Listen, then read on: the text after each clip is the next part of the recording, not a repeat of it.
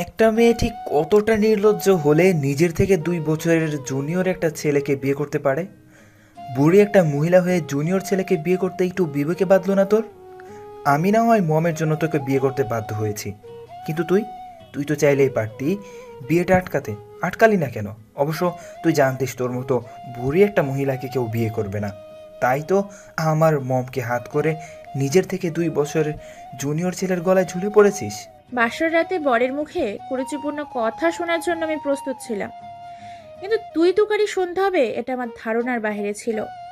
এমন কুরুচিপূর্ণ কথা, লজ্জায়, অপমানে, ঘৃণায় আমার চোখ থেকে আপনা আপনি পানি গড়িয়ে পড়ল। হ্যাঁ ইউ, একদম নেকা কান্না করবি না আমার সামনে। তোর মতো থার্ড ক্লাস মেয়েকে আমার খুব ভালো করেই চেনা আছে। তুই প্রথমে আমার মমকে হাত করলি, এখন আবার চোখের পানি ফেলে আমাকে হাত করতে চাইছিস। তোর সেই চাওয়া কখনোই পূরণ হবে না। তোকে জাস্ট আমার বিরক্ত লাগছে। সরে যা আমার চোখের সামনে থেকে। অনেক বেশি বলে ফেলেছেন মিস্টার শ্রেয়াস হাবরাস সায়ান। আমার মতো ভাবতে ঘৃণা লাগছে যে আপনার মতো এত নিচু মানসিকতার লোকের সাথে আমার বিয়ে হয়েছে। আর আপনি কি বললেন? আমি আপনাকে হাত করতে চাইছি। হাসালেন মিস্টার শ্রেয়াস আবরার সায়ান। আপনার মতো নোংরা মানসিকতার লোককে হাত করা তো দূরে থাক, আপনার সাথে কথা বলতেই আমার রুচিতে বাড়ছে। ম্যামের মতো এত ভালো একজন মানুষের ছেলের এই শিক্ষা! ছি ছি ছি! মানুষের সাথে কিভাবে কথা বলতে হয় সেই বোধটুকু আপনার মধ্যে নেই।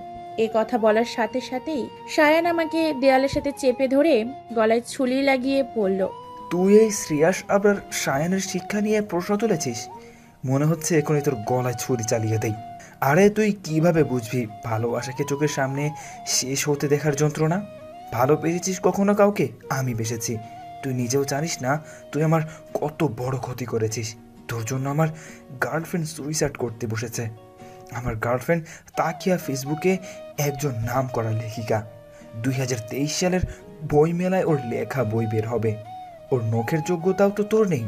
ওর যদি কিছু হয়ে যায়, ট্রাস্ট মি, আমি সত্যি সত্যি তোকে খুন করে ফেলবো। আমাদের চিৎকার চেঁচামেচিতে ম্যাম আর আঙ্কেল আমাদের রুমে চলে আসলেন। ম্যাম এসেই সায়ানকে থাপ্পড় দিয়ে বললেন, ছি সায়দ ছি, আমি এই শিক্ষা দিয়েছি তোমাকে? বাসর রাতে তুমি বউয়ের গায়ে হাত তুলছ, তার সাথে তুই তুকারি করছো। তোমার এতটা অধপতন হবে আমি ভাবতে পারিনি। মম, তুমি ভুলে যাবে না এই বিয়েটা আমি নিজের ইচ্ছাই করিনি। তুমি আমাকে বাধ্য করেছো এই বুড়ি মহিলাকে বিয়ে করতে। তোমার ইচ্ছাই বিয়ে করেছি, তাই বলে ভেবো না অন্যদের মতো এই বুড়ি মহিলাকে নিয়ে আমি সংসার করব। বউ হিসেবে নামানো, অন্তত সিনিয়র হিসেবে প্রাপ্য সম্মানটুকু তো দিতে পারতে।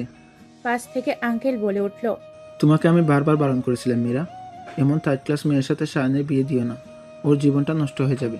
কিন্তু তুমি শুনলে না আমার কথা, একবারও ভেবে দেখলে না পরিণতি ঠিক কী হবে। এখন আবার বাইরের একটা মেয়ের জন্য তুমি আমার ছেলের গায়ে হাত তুললে মীরা। তুমি ভুলে যাবে না ও এখন কোনো বাহিরের মেয়ে নয়, শরীয়ত মোতাবেক ও এখন এ বাড়ির বউ, সায়নের স্ত্রী। ম্যাম আমার সামনে এসে আমার হাত দুটো তার হাতের মধ্যে নিয়ে বললেন, সায়নের হয়ে আমি তোর কাছে ক্ষমা চাচ্ছি, তুই আমাকে ক্ষমা করে দিস মা। আমি একজন ব্যর্থ মা, ব্যর্থ শিক্ষিকা, যে কিনা হাজার হাজার ছেলে মেয়েদের শিক্ষা দেয় অথচ তার নিজের ছেলেটাকেই শিক্ষা দিতে পারিনি। তুই এই রূপ থেকে চল, এইখানে তোকে এই মানুষরূপী কুকুরের সাথে আমি কিছুতেই থাকতে দেব না। ম্যাম আমাকে ওনার রুমে নিয়ে এসে একটা সুতির শাড়ি দিল বিয়ের শাড়ি পাল্টে পরার জন্য। আমি ফ্রেশ হয়ে এসে দেখি ম্যাম আমার জন্য খাবার নিয়ে বসে আছে। আসলেই সকাল থেকে কিছু হওয়া নেই, খাওয়াও হয়নি, প্রচণ্ড ক্ষুধা লাগছে। কিন্তু সমাজের কথা শুনে খাবার ইচ্ছেটাই মরে গিয়েছিল। এখন ম্যামের হাতে বিরিয়ানি দেখে খাবার ইচ্ছেটা আবার তরতাজা হয়ে গিয়েছে। বিরিয়ানি দেখে জিহ্বা লগ লগ করছে, কিন্তু নতুন বউ হয়ে তো আর একবারেই বলাতেই খাওয়া শুরু করা যাবে না। ম্যাম 2-3 বার বলাতে তারপর খাওয়া শুরু করব। আমাকে দাঁড়িয়ে থাকতে দেখে ম্যাম আমাকে বললেন, পটাপট খাওয়াটুকু শেষ কর। পেটে ক্ষুধা, মুখে সংযততার বজায় রেখে বললাম, আমার খেতে ইচ্ছে করছে না ম্যাম। এদিকে বস, আমি খাইয়ে দে, যদি তোর কোনো আপত্তি না থাকে। না না ম্যাম, আপত্তি থাকবে কেন? আমি তোর জীবনটা শেষ করে দিলাম তাই না রে? তোকে কলঙ্ক থেকে বাঁচাতে গিয়ে একটা মিথ্যা সম্পর্কে জড়িয়ে দিলাম। অবশ্য তুই প্রথম যেদিন স্কুলে জয়েন হলি সেদিনই তোকে দেখে আমার ভালো লেগেছিল। লম্বায় 5 ফুট 4 ইঞ্চি একটা মেয়ে, হালকা পাতলা গড়ন, গায়ের রং টকটকে ফর্সা, হাঁটু পর্যন্ত চুল, ডাগর ডাগর চোখ, যে চোখের মায়ে আমি ডুবে গিয়েছিলাম। তখনই আমার মনের মধ্যে সুপ্ত ইচ্ছে জেগেছিল তোকে সায়নের বউ করার।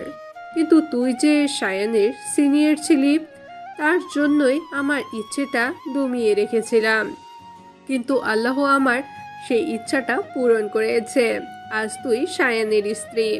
সায়ন তোকে মানুক বা নাই মানুক, তুই সায়নের বউ হয়ে না সামিরার মতো আমার আরও একটা মেয়ে হয়ে এই বাড়িতে থাকবি।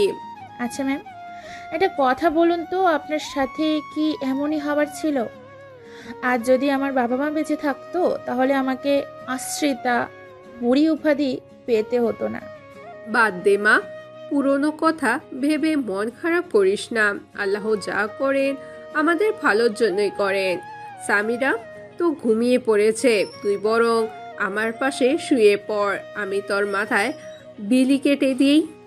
ম্যাম, যতই পুরনো কথা ভুলতে বলুন, নিজের অতীতকে এত সহজেই ভোলা যায়? এতগুলো বছর পর আবার আমি ঢুক দিলাম আমার অতীত পাতায়।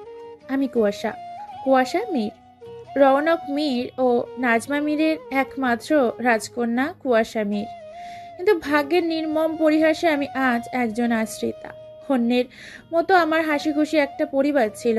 আমার বাবা একজন নামকরা ব্যবসায়ী আর মা একজন ব্যাংকার ছিল। আমি ছিলাম আমার বাবা মায়ের চোখের মণি। প্রতি বছর আমার বার্ষিক পরীক্ষা শেষ হলে আমি বাবা মা ফ্যামিলি ট্যুরে চলে আসতাম। সেই বছরও তার ব্যতিক্রম ছিল না। ডিসেম্বরে পরীক্ষা শেষ করে আমরা ফ্যামিলি ট্যুরে রওনা দিলাম কক্সবাজারের উদ্দেশ্যে। গাড়ি চলছে তার আপন গতিতে। বরাবরই আমার গাড়িতে ঘুমানোর অভ্যেস। সবে মাত্র ঘুমের রেশ এসেছে, হঠাৎই আম্মু চিৎকারে চোখ খুলে দেখি বেসামালভাবে একটা ট্রাক আমাদের দিকেই ধেয়ে আসছে। এটা দেখেই আম্মু আমাকে গাড়ি থেকে ধাক্কা দিয়ে বাইরে ফেলে দেয়। ভাগ্যক্রমে আমি বেঁচে গেলেও বাঁচতে পারিনি আমার বাবা মা। চোখের সামনে দুইটা তাজা প্রাণ শেষ হতে যেতে দেখেছি আমি।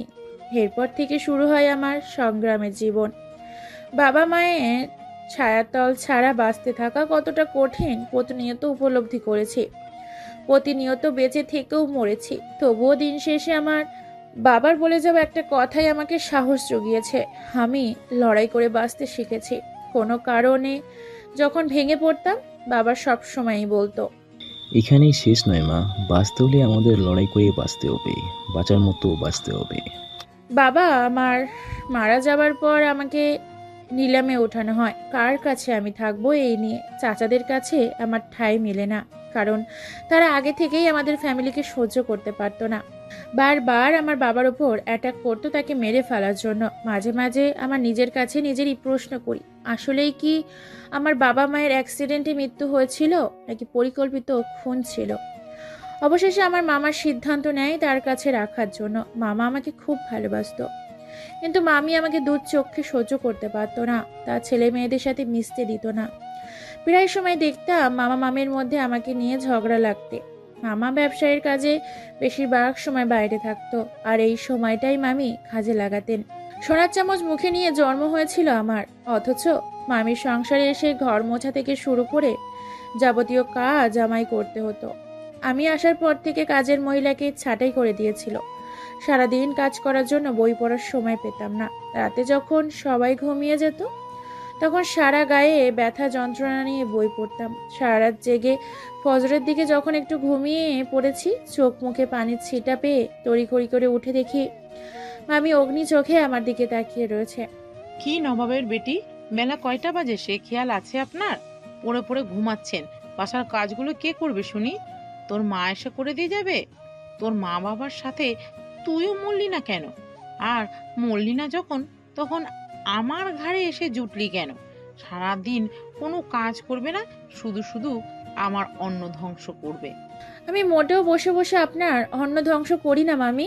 সারাদিন গাধার মতো খেটে মরি, অথচ একটা কাজের লোকের যে মর্যাদা, সেই মর্যাদাটুকু পাই না আমি।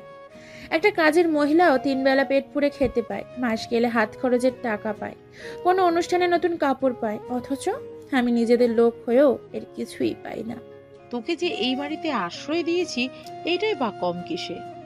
আপনি ভুলে যাবেন না, মামার যত সম্পত্তি, জমি জমা, এমনকি এই বাড়ির 1/3 আমার মায়ের। মায়ের অবর্তমানে তার উত্তরসূরি আমি।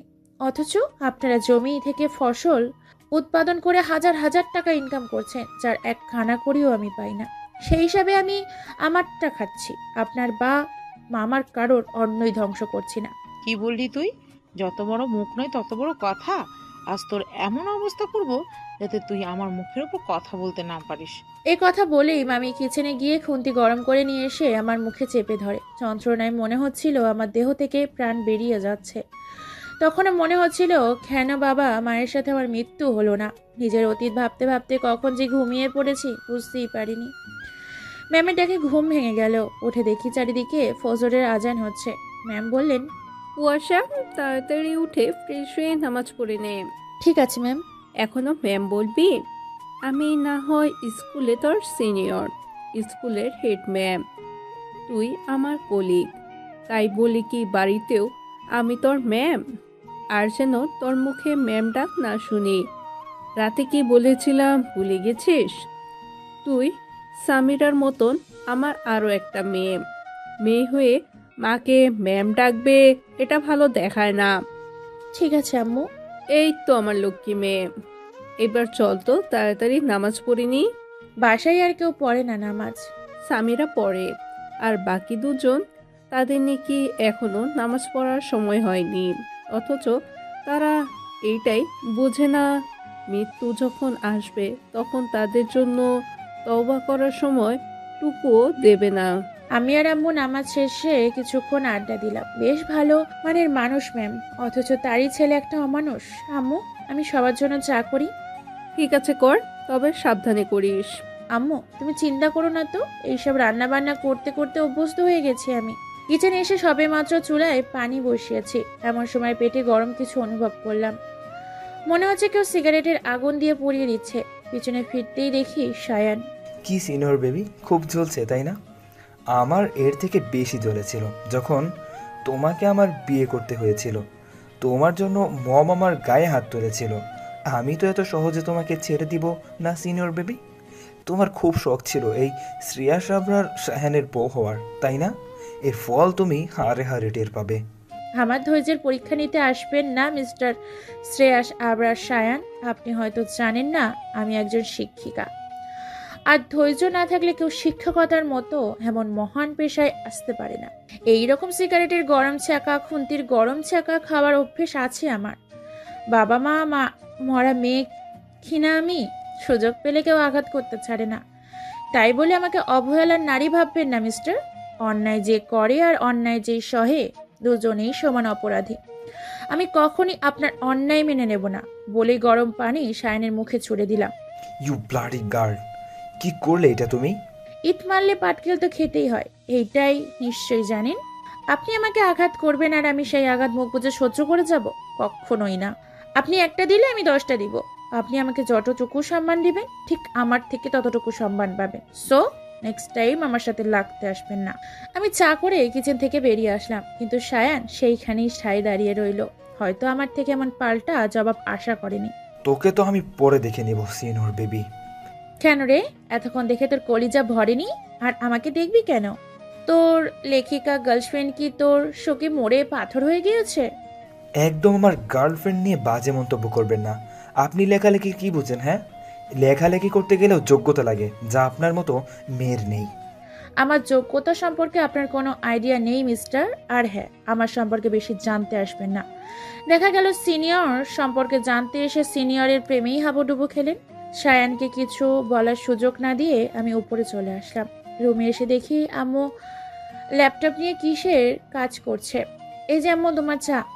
এখানে বস, তোর সাথে আমার কিছু কথা আছে। ততক্ষণে চা তো ঠান্ডা হয়ে যাবে, আগে আঙ্কেলের চাটা দিয়ে আসি। ঠিক আছে যা। আসসালামু আলাইকুম, ভেতরে আসতে পারি আঙ্কেল? তুমি এইখানে কেন এসেছো? আমাদের পরিবারের সদস্যদের মধ্যে মনোমালিন্য সৃষ্টি করে এখন আবার ভালো শাস্তি এসেছো? আর কি করার বাকি আছে তোমার? আপনার জন্য চা এনেছিলাম। চায়ের কথা বলতেই আঙ্কেল এসে আমার হাত থেকে চায়ের কাপটা নিয়ে মাটিতে ছুঁড়ে ফেলে দিয়ে বললেন, আর কখনো যেন তোমাকে আমার আশেপাশে না দেখি। এক্ষুনি বের হও আমার রুম থেকে।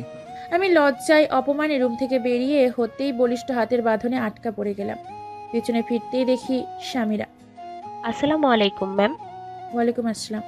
আচ্ছা ম্যাম, আমি আপনাকে কি বলে সম্বোধন করব? স্কুলে আপনি আমার টিচার, বাসায় আমার একমাত্র ভাইয়ার বউ। এখন তো আপনি আমার কিউট ভাবি হন, তাহলে ভাবিরা কি? না স্বামীরা, তুমি তো জানো আমাদের বিয়েটা অন্য 5 জনের মতো স্বাভাবিকভাবে হয়নি। আমাদের বিয়ের ব্যাপারে কেউ জানেও না। স্কুলের ব্যাপারটা জানাজানি হলেও সবাই আমাকে নিয়ে হাসাহাসি করবে। তার থেকে তুমি বরং আমাকে আপু বলেই ডেকো। ঠিক আছে আপু, কিন্তু স্কুলের সবাই তো জানে তোমার ডাক্তারের সাথে বিয়ে হওয়ার কথা ছিল। হুম, আসলে মামা আমাকে সব জায়গাতে তার মেয়ের পরিচয় দিত, বলতো আমার 2টা মেয়ে।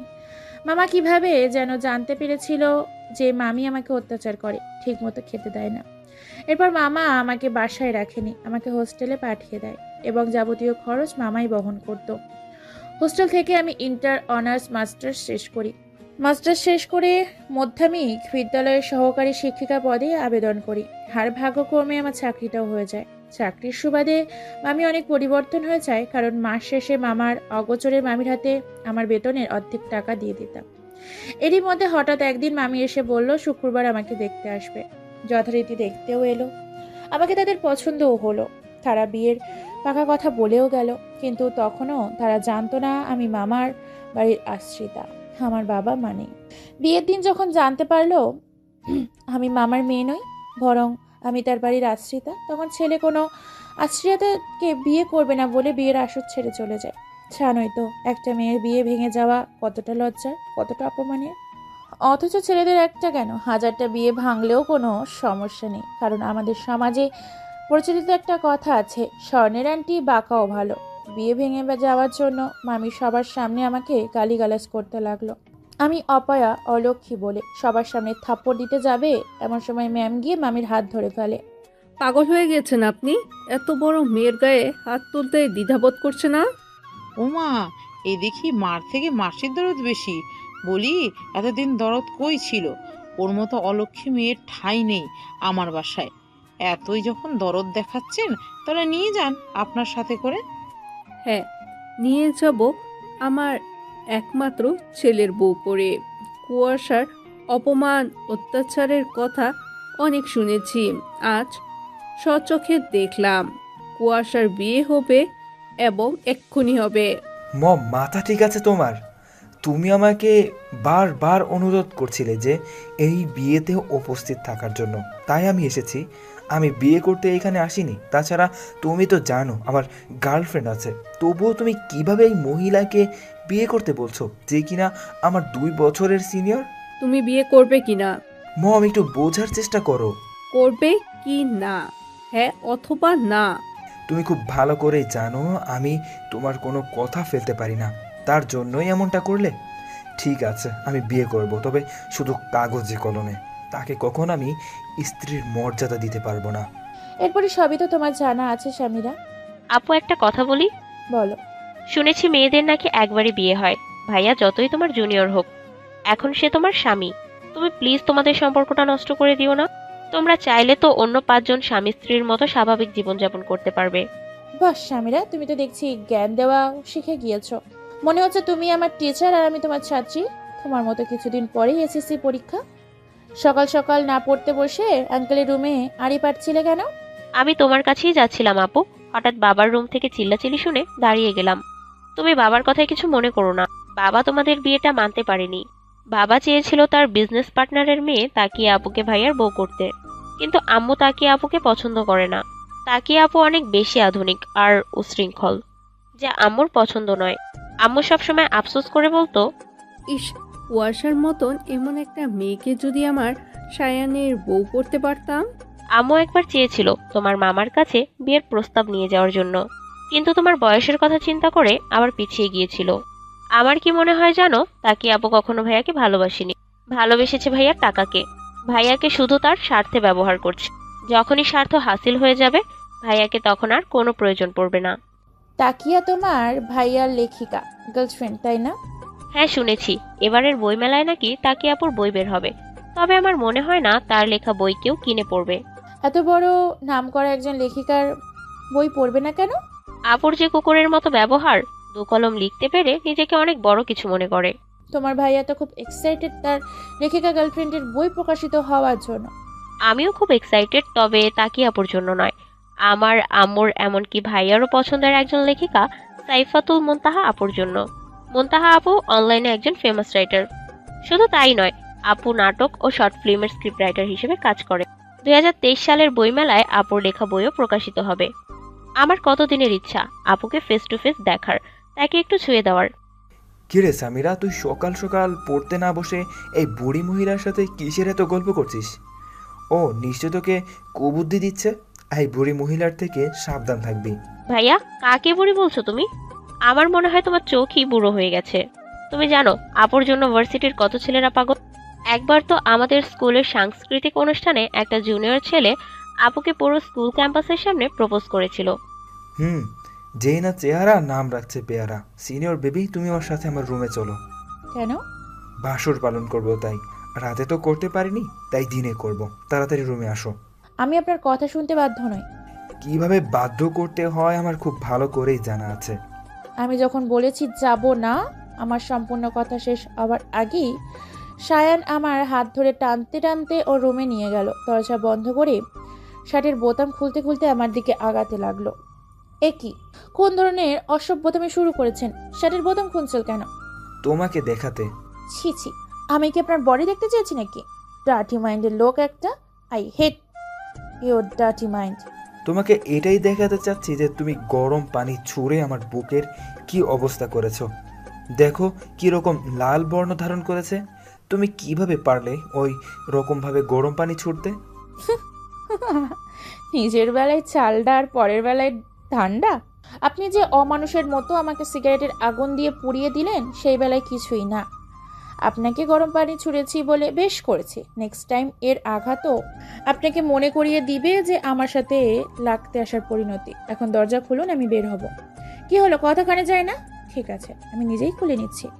বলে যেই না দরজা খুলতে যাব, তখন সায়ান পেছন থেকে আমার হাত মুচড়ে দিয়ে বলল, এত তাড়াতাড়ি আমি তোমাকে ছাড়ছি না সিনিয়র বেবি। আঘাত যখন তুমি দিয়েছো, মলমও তুমিই লাগাবে। আমি কেন?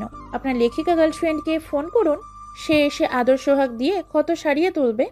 তোমার ওই নোংরা মুখে তুমি আমার গার্লফ্রেন্ডের নাম উচ্চারণ করবে না। শুধুমাত্র তোমার জন্য তাকে আজ হসপিটালে মৃত্যুর সাথে পাঞ্চা লড়ছে। এর জন্য তুমি দায়ী।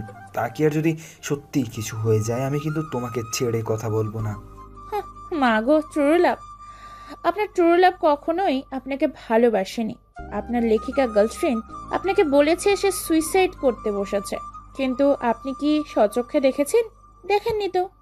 না দেখেই আপনার লেখিকা গার্লফ্রেন্ডের অ্যাকাউন্টে হাজার হাজার টাকা ট্রান্সফার করেছেন। This is the main point. আপনার লেখিকা গার্লফ্রেন্ড কখনো আপনাকে চেয়েছে আপনার টাকা।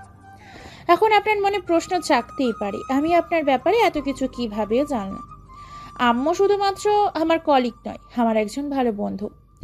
আপনার প্রত্যেকটা কথা আম্মু আমার সাথে শেয়ার করতো। আপনার নারী নক্ষত্র জেনেই আপনাকে বিয়ে করেছি। কুয়াশা ম্যাম, আপনি খুব ভালো লেকচার দিতে পারেন। অনেক লেকচার শুনিয়েছেন। এবার দয়া করে ফ্রিজ থেকে বরফ নিয়ে এসে আমার ক্ষত স্থানে লাগিয়ে দিন। আমার ঠেকা পড়েনি, আমি পারবো না। নিজের কাজ নিজে করে নিন।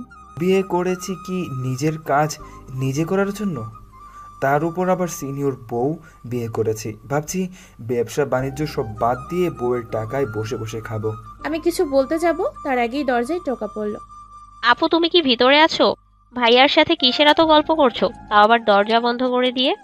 আম্মু এক্ষুনি ডাকছে তোমাকে, তাড়াতাড়ি আম্মুর রুমে এসো। ঠিক আছে সামিরা, তুমি যাও, আমি আসছি। তুমি কোথাও যাচ্ছ না সিনিয়র বেবি?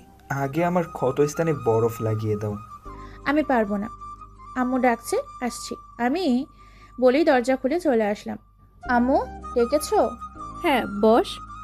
তোদের বিয়েটা যেহেতু হুট করে হয়ে গিয়েছে, কেউ তোদের বিয়ের ব্যাপারে জানে না, তাই আমি চাচ্ছিলাম ছোটোখাটো একটা বউ ভাতের আয়োজন করতে। তোর মামা মামিও তো আমাদের বাসায় আসেনি, এই সুযোগে তাদেরও দেখা হয়ে যাবে। না না আম্মু, শুধু শুধু কি দরকার আছে মানুষ হাসানোর? আমাদের সমাজ জুনিয়রকে বিয়ে করাটা ভালো চোখে দেখে না। যেইখানে আমাদের সম্পর্কটাই ভিত্তিহীন, সেইখানে কি প্রয়োজন আছে ঘটা করে লোকজন জানানোর? ঠিক আছে, তুই যা বলিস তাই হবে। তুই যদি যাস, এই কাগজে কলমে সম্পর্কে থেকে বেরিয়ে আসতে আমি তোর ডিভোর্সের ব্যবস্থা করে দিব। তবে আমি মনে করি ডিভোর্স কোনো সমস্যার সমাধান নয়। আমি চাই তুই আর সায়ান অন্য 5টা স্বাভাবিক কাপলদের মতন সংসার কর। আমার ছেলেটা বড্ড অবুঝ, কিন্তু তুই তো ভালো মন্দ সব বুঝিস, তুই ওকে বোঝাবি।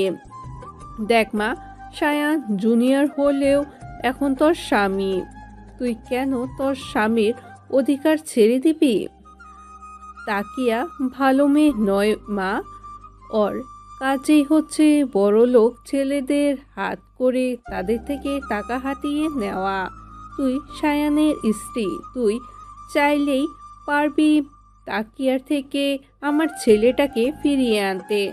ঠিক আছে আম্মা, তুমি শুধু দেখবে আমি জুনিয়র বরের কি হাল করি। এই সিনিয়রের প্রেমে যদি ওকে হাবুডুবু খাওয়াতে না পারি তো আমার নাম কুয়াশা নয়। প্রয়োজনে হুজুরের থেকে পড়া পানি এনে খাওয়াবো তোমার ছেলেকে।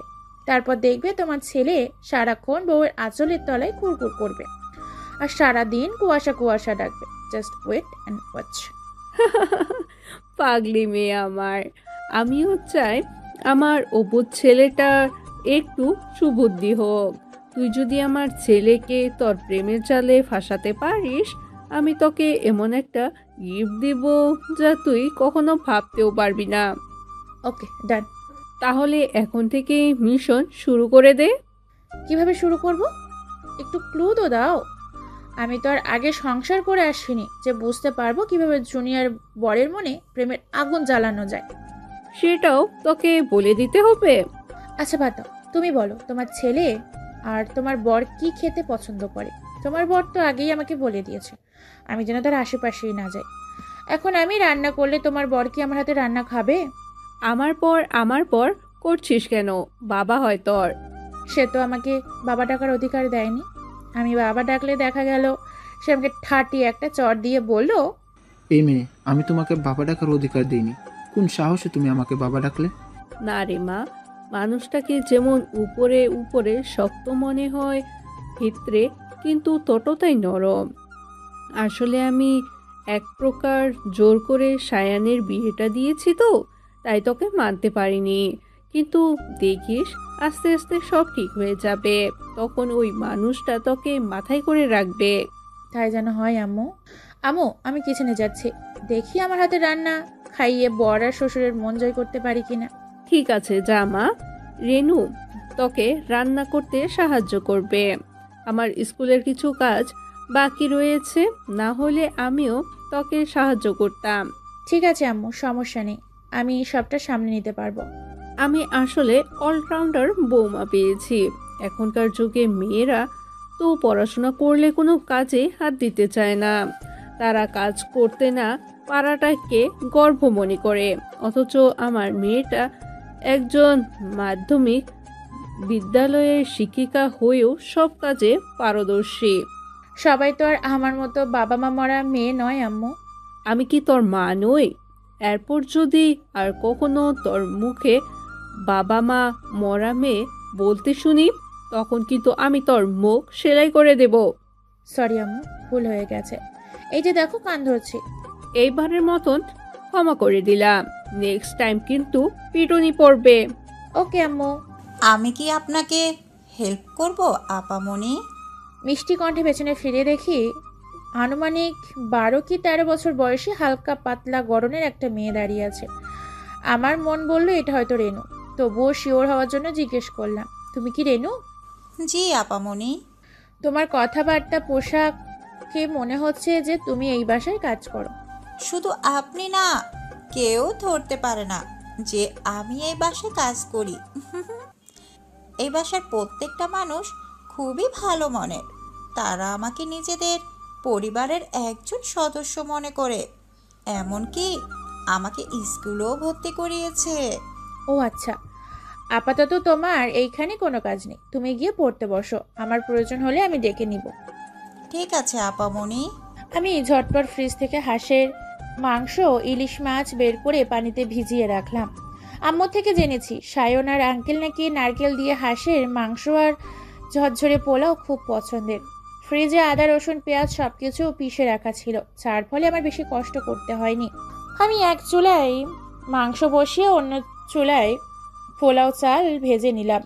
বরাবরই আমার রান্না করতে বেশ ভালো লাগে, কিন্তু রান্নার সময় লোকজন থাকলে মোটেও আমার ভালো লাগে না। আমার মনে হয় তারা রান্নায় নজর দিয়ে খাবারের স্বাদ নষ্ট করে দেয়।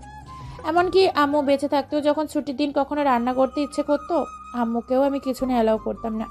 এই নিয়ে আব্বু আম্মু সারাক্ষণ আমাকে টিচ করতো। পুরনো কথা মনে পড়তেই আপনা আপনি চোখ থেকে পানি গড়িয়ে পড়ল। প্রায় 3 ঘন্টা ব্যয় করে সায়ন আর আঙ্কেলের পছন্দের হাঁসের মাংস, পোলাও, বাসমতি চালের ভাত, সর্ষে ইলিশ, কচুলতি দিয়ে ছোট্ট মাছের তরকারি আর সাথে একটু পায়েসও রান্না করলাম। আপামনি, রান্না শেষ হয়ে গিয়েছে? আপনি তো আমাকে ডাকলেন না। রেনু, এসেছো? আমি এক্ষুনি তোমাকে ডাকবো ভেবেছিলাম। সব রান্না করা শেষ হয়ে গিয়েছে, তুমি সবকিছু ডাইনিং টেবিলে নিয়ে রাখো, আমি একটু ফ্রেশ হয়ে আসি। ঠিক আছে আপামনি। ফ্রেশ হয়ে এসে দেখি আঙ্কেল বাদে সবাই টেবিলে বসে পড়েছে। আমাকে দেখে আম্মু বলল, তুইও বস, আমি খাবার সার্ভ করছি। তুমি খাবে না আম্মু? মায়েরা কখনো আগে খায় না মা, তোরা খেয়ে নে, তারপর আমি খাবো। এইটা কেমন কথা আম্মু? তুমিও বসো না, সবাই মিলে একসাথে খাবার মজাই আলাদা। মীরা, মনে হচ্ছে আজ বাসায় ভালো মন্দ রান্না হয়েছে। ভেবেছিলাম তোমার উপর অভিমান করে আজ বাইরে থেকে খাবার খাবো, কিন্তু খাবারের গ্রানি রুমে থাকা দুষ্কর হয়ে পড়ছিল আমার জন্য। অভিমান ভুলে চলে এলাম খেতে, এখন তাড়াতাড়ি খেতে দাও। হ্যাঁ দিচ্ছি। খাবার টেবিলে পিনপন নিরাপত্তা চলছে, কারো মুখে কোনো কথা নেই, যে যার মতো খাচ্ছে। হঠাৎই আঙ্কেল বলে উঠল, মীরা, তোমার হাতটা দাও দেখি। কেন, কি করবে? তোমার রান্নার হাত দেখবো। আজ হঠাৎ এত ভালো রান্না কিভাবে করলে? মনে হচ্ছে নতুন হাতের রান্নার স্বাদ পেলাম। টেবিলে রাখা প্রত্যেকটা রেসিপি আমার পছন্দের। তোমাকে তো হাজারবার বলেও কচুলতি রান্না করাতে পারি না। আজ হঠাৎ এই ওদমের দিকে নজর গেল কেন তোমার? আজকে তো আমি রান্না করিনি। তাহলে কে করলো রেনু? ও তো এত ভালো রান্না জানে না, আর সামিরা তো কখনো কিচেনেই যায়নি। ওর তো এত ভালো রান্না জানার প্রশ্নই আসে না। আমরা কেউই রান্না করিনি। ইনফ্যাক্ট আমরা কেউ আজ কিচেনে যাইনি। কুয়াশা একা হাতে সবকিছু রান্না করেছে। আমি রান্না করেছি। শুনে আঙ্কেলের মুখের রং পরিবর্তন হয়ে গেল। তিনি খাবার ছেড়ে চলে যেতে লাগলেন। আমি সাহস করে আঙ্কেলের হাত ধরে বললাম, প্লিজ আঙ্কেল, খাবার ছেড়ে যাবেন না। অপরাধ আমি করেছি, খাবার তো কোনো অপরাধ করেনি। আপনি প্লিজ যাবেন না। আজ থেকে 8 বছর আগে বাবা মাকে হারিয়েছি। আমারও ইচ্ছে হয় সবার সাথে বসে খেতে। বিয়ে নিয়ে প্রত্যেকটা মেয়ের স্বপ্ন থাকে, আমিও এর ব্যতিক্রম ছিলাম না। জানেন আঙ্কেল, আমি সবসময় মনকে সান্ত্বনা দিয়ে বলতাম, বাবা মাকে হারিয়েছি তো কী হয়েছে, শ্বশুর শাশুড়ির মাঝে আমি আবার নতুন করে বাবা মা খুঁজে নিব। কিন্তু সবার ভাগ্য তো আর সব সুখ জোটে না। আমার কথা শুনে আঙ্কেল চুপচাপ খেতে বসে লাগলো। খাওয়া দাওয়া শেষ করে আমাকে উদ্দেশ্য করে বলল, এই মেয়ে, খাবার শেষ করে তুমি আমার রুমে আসো। ঠিক আছে আঙ্কেল। খাওয়া শেষ করে আঙ্কেলের রুমের সামনে দাঁড়িয়ে রয়েছি, ভেতরে যাওয়ার সাহস হচ্ছে না। বাবা গো, আঙ্কেল যে রাগ দেখা গেল। আমার গালে ঠাটি এক চড় বসিয়ে দিল। এই মেয়ে, বাইরে দাঁড়িয়ে রয়েছে কেন? ভেতরে আসো। আমি মানুষ, পশু নই যে তোমাকে খেয়ে ফেলবো। আমার মধ্যে মানবিকতা আছে। তোমার হাত দাও। জি আঙ্কেল। তোমার হাত দিতে বলছি। আমি ভয়ে হাত এগিয়ে দিতেই আঙ্কেল আমার হাতে 1000 টাকার 5টা নোট ধরিয়ে দিল। ওমা, টাকা কেন আঙ্কেল? এটা হচ্ছে তোমার পুরস্কার আমার পক্ষ থেকে। আমি সত্যি আঙ্কেলের থেকে এতটা ভালো ব্যবহার আশা করিনি। মানুষ তার চাওয়াটার থেকেও বেশি পেলে হতভম্ব হয়ে যায়। কি করা উচিত অনুচিত সেই বোধটুকু থাকে না। আমার সেই রকমই অবস্থা হয়েছে। বুঝতে পারছি না আমার ঠিক কী রকম প্রতিক্রিয়া করা উচিত। আমি ঠাই সেখানেই দাঁড়িয়ে রয়েছে। এরই মধ্যে আম্মু এসে বলল, বা, আমি যে তোমাকে 30টা বছর রান্না করে খাওয়াচ্ছি, কই আমাকে তো কখনো এমন পুরস্কার দাওনি। দেখো মীরা, ভালো জিনিসের প্রশংসা করতে আমি কখনো পিছু পা হই না। তুমি ইদানিং বুড়ি হয়ে গিয়েছো, রান্নার দিকে তেমন কোনো মনোযোগ দাও না, তাই রান্নার স্বাদটাও আগের মতো নেই। এই কি বললে তুমি? আমি বুড়ি হয়ে গেছি? তুমি জানো ভার্সিটির কত টিচাররা এখনো আমার দিকে তাকিয়ে থাকে। তারা তোমার ওই সাদা চুল দেখে এটাই ভাবে যে তোমার মতো বুড়ি মহিলা আমার মতো এমন হ্যান্ডসাম বর পেল কিভাবে। কিছুদিন পরে দাদু হয়ে যাবে আর এখনো নিজেকে হ্যান্ডসাম দাবি করছো। দেখেছো আপু, তুমি মাত্র 1 দিন হয়েছে এই বাসার বউ হয়ে এসেছো, আর এর মধ্যেই আমাদের বাসার পরিবেশটাই পাল্টে গেছে। আস্তে আস্তে দেখো, বাবা তোমাকে অনেক ভালোবাসবে। আমার তো হিংসে হচ্ছে আপু। আমার বাবা মায়ের ভালোবাসায় ভাগ বসাবে তুমি। তোমাকে তো এই বাসায় রাখছি না স্বামীরা। তোমার এসএসসি পরীক্ষা শেষ হলেই আম্মুকে বলে তোমাকে এই বাসা থেকে বিদায় করে দিব। আমিও আমার ভালোবাসায় তোমাকে ভাগ বসাতে দিব না। আমি তো এত তাড়াতাড়ি বিয়ে করব না আপু। আমিও তোমার মতো আম্মুর মতো একজন আদর্শ শিক্ষিকা হব। আপু তুমি বরং আমাকে ঝটপট ফুপি আম্মু বানিয়ে দাও। বলেই সামিরা এক দৌড়ে রুমে চলে গেল। রুমে এসে দেখি সায়ান এক কোলের ওপর ল্যাপটপ নিয়ে বসে কাজ করছে। আমি তড়িঘড়ি করে ল্যাপটপ সরিয়ে সায়ানের কোলের ওপর বসে পড়লাম। সিনিয়র বেবি, তোমার সাহস কিন্তু বেড়েই চলেছে। সকালের ঘটনা কি তুমি ভুলে গিয়েছো? তোমার সাহস হলো কি করে আমার কোলে বসার? কোলে বসেছি, বেশ করেছি। আপনি আমার বিয়ে করাবর, শুধু কোলে নয়, আপনার ঘাড়ে বসার অধিকারও আমি রাখি। আর আজ থেকে আমি এই রুমে এই বিছানেই থাকবো। ইম্পসিবল, ভুলেও আমার ধারে কাছে আসবে না। যেইখানে আছো সেখানেই থাকো। ও মা, বিয়ে করেছে কি বর ছেড়ে দূরে থাকার জন্য? তার উপর বর যদি জুনিয়র হ্যান্ডসাম হয় তাহলে তো কথাই নেই। সিনিয়র বেবি, তুমি নামো তো আমার কোল থেকে। যেই মুটকির মুটকি, তুমি আমার হাড্ডি গুটি ভেঙে গুঁড়ো গুঁড়ো হয়ে গেল। সিরিয়াসলি আমি মুটকি? কোনো সন্দেহ আছে? হুম। এইটা কি করলে তুমি সিনিয়র বেবি? সরি, আমি আসলে অতি খুশি হয়ে দিয়ে দিয়েছি। আশ্চর্য, মুটকি বলায় খুশি হওয়ার কি আছে? আমার কত দিনের ইচ্ছে কেউ আমাকে মুটকি বলবে, আর আমি মুটকি কথাটা শুনে আমার কান দুটো সার্থক করব। আজ আপনি আমার সেই চাওয়াটা পূরণ করেছেন। আমার স্বাস্থ্যের জন্য সবাই আমাকে সুটকি বলে খ্যাপাতো। এমনকি রাস্তার কুকুরটাও আমার দিকে ফ্যালফ্যাল করে তাকিয়ে ভাবতো এটা কি মানুষ নাকি হান্ডির বস্তা। যান, আজকের এই খুশিতে আপনাকে একদিন ট্রিট দিয়ে দিব। তোমার হাতে কি সিনিয়র বেবি? নিশ্চয়ই ড্যাড ডেকে নিয়ে কেলানি দিয়েছে। ড্যাড একদম উচিত কাজ করেছে। জি না, আঙ্কেল পুরস্কার স্বরূপ আমাকে 5,000 টাকা দিয়েছে। টাকার কথা বলতেই সোয়ান ছো মেরে আমার হাতে টাকাটা নিয়ে গেল। আপনি আমার টাকা নিলেন কেন? এই টাকাটা আঙ্কেলের থেকে আমার প্রথম পাওয়া। আমার কাছে এই 5,000 টাকার মূল্য 5 কোটি টাকার সমান। আপনি আমার টাকা ফেরত দিন বলছি। আমার এখন টাকার প্রয়োজন, তাই নিয়েছি। তোমাকে পরে শোধ করে দিব। আমিও শাওনের হাত থেকে টাকাটা নিয়ে নিলাম। মিস্টার শায়ান, আপনি যদি বাগানের কচু হয়ে থাকেন, আমিও গাছের বাতাবি লেবু। আমার সাথে টক্কর দেওয়া এত সহজ নয় মিস্টার শ্রেয়াস হাবরার শায়ান। আপনার টাকার প্রয়োজন বলতে শুধু তাকিয়ার পেছনে ফালতু টাকা ব্যয় করা, এটা আমি খুবই ভালো করেই জানি। আমার টাকা আমি যেভাবে ইচ্ছে যার পেছনে ইচ্ছা ব্যয় করব, এই ব্যাপারে তুমি বলার কে? আমি আপনার বিয়ে করা বউ, আপনার উপর সম্পূর্ণ অধিকার আছে আমার। এখন থেকে আপনার অ্যাকাউন্টে কোনো টাকা থাকবে না, সব টাকা আমার অ্যাকাউন্টে ট্রান্সফার হবে। মাস শেষে আমি আপনাকে হাত খরচার টাকা দিব। ওখাতে অনেক টাকা ব্যয় করেছেন, আর নয়। তুমি কিন্তু তোমার লিমিট ক্রস করে যাচ্ছ সিনিয়র বেবি। আমি তোমার কোনো কথা শুনতে বাধ্য নই। আপনি ভুলে যান কেন আমি একজন শিক্ষিকা? শিক্ষিকারা অবাধ্যকে কিভাবে বাধ্য করতে হয় সেটা খুব ভালো করেই জানে। Look at the phone. কিসের ভিডিও এটা? আপনি নিজ চোখেই দেখুন। ছিছি, এমন নোংরা ভিডিও করতে তোমার একটুও বিবেকে বাঁধলো না? এক্ষুনি ডিলিট করো বলছি। No way dare. আপনি যদি আবার কথা অনুযায়ী না চলেন, এই ভিডিও মুহূর্তের মধ্যে ভাইরাল হয়ে যাবে। তো মিস্টার জুনিয়র, একবার ভেবে দেখুন তো, আপনার এই লজ্জাজনক ভিডিও একবার যদি ভাইরাল হয়ে যায়, আপনার নাম, যশ, খ্যাতি, ক্যারিয়ার, এমনকি আপনার লেখিকা গার্লফ্রেন্ডও হাতছাড়া হয়ে যাবে। নাও ইউর চয়েস। আমার কথা অনুযায়ী চলবেন নাকি ভিডিও ভাইরাল করবেন? গতকাল রাতে আমার ট্রাউজার খুঁজে পেয়েছিলাম না, তাই লুঙ্গি পরে ঘুমিয়েছিলাম। লুঙ্গিতে আমার দুর্বলতা রয়েছে, আর তুমি আমার সেই দুর্বলতার সুযোগ নিয়েছো। তুমি মোটেও ঠিক করোনি সিনিয়র বেবি। রাতে আমার লাগেজ নিতে এসে দেখি যে আপনার লুঙ্গি আকাশে উড়ে গেছে। আমিও ভাবলাম আপনার মতো ঘাটতারাকে সোজা করতে এর থেকে ভালো কোনো অস্ত্র নেই। ব্যাস ভিডিও করে নিলাম। কিন্তু আপনি তো আমার কথা অনুযায়ী চলবেন না, তার চেয়ে বরং ভিডিওটা আমি ভাইরালই করে দিই। অনেক লাইক, কমেন্ট, শেয়ার হবে। আপনার ভিডিও ভাইরাল করে আমিও ভাইরাল হয়ে যাই। এক পৌষে কিন্তু শীত যায় না। আমারও সময় আসবে, তখন আমি তোমাকে ঠিক দেখে নিব। উফস জুনিয়র, বিশ্বাস কর, আমিও চাই তুমি আমাকে দেখো। আমি তো তোমাকে বারণ করিনি দেখতে। দেখো না, কলিজা ভরে দেখো। খুব মজা লাগছে তোমার, তাই না? অবশ্যই, কি করব বলো? সোজা আঙুলে যখন ঘৃণা উঠে তখন আঙুল তো ব্যাকা করতেই হয়। শাহানের সাথে এইভাবে মজার খুনসুটি তে কেটে যায় 1 সপ্তাহ। বিয়ে উপলক্ষে স্কুল থেকে 1 সপ্তাহের ছুটি নিয়েছিলাম। আজ থেকে আবার স্কুল জয়েন করতে হবে। আমি তাড়াতাড়ি উঠে ফজরের নামাজ পড়ে নিলাম। সায়ানকে অনেকবার ডাকলাম কিন্তু উঠল না। আমি জানি সায়ান জেগে জেগেই ঘুমানোর ভান করেছে যাতে নামাজ পড়তে না হয়। সায়ান খুব খারাপ হয়ে যাচ্ছে কিন্তু। সিনেমাতে দেখতাম গাড়ি নিয়ে গাছের সাথে অ্যাক্সিডেন্ট করে নায়ক নায়িকার স্মৃতি হারিয়ে যেত, কিন্তু তোমার কি অতিরিক্ত ঘুমের কারণে স্মৃতিশক্তি হারিয়ে গেল নাকি? তুমি কি জিরের কথা ভুলে গিয়েছো?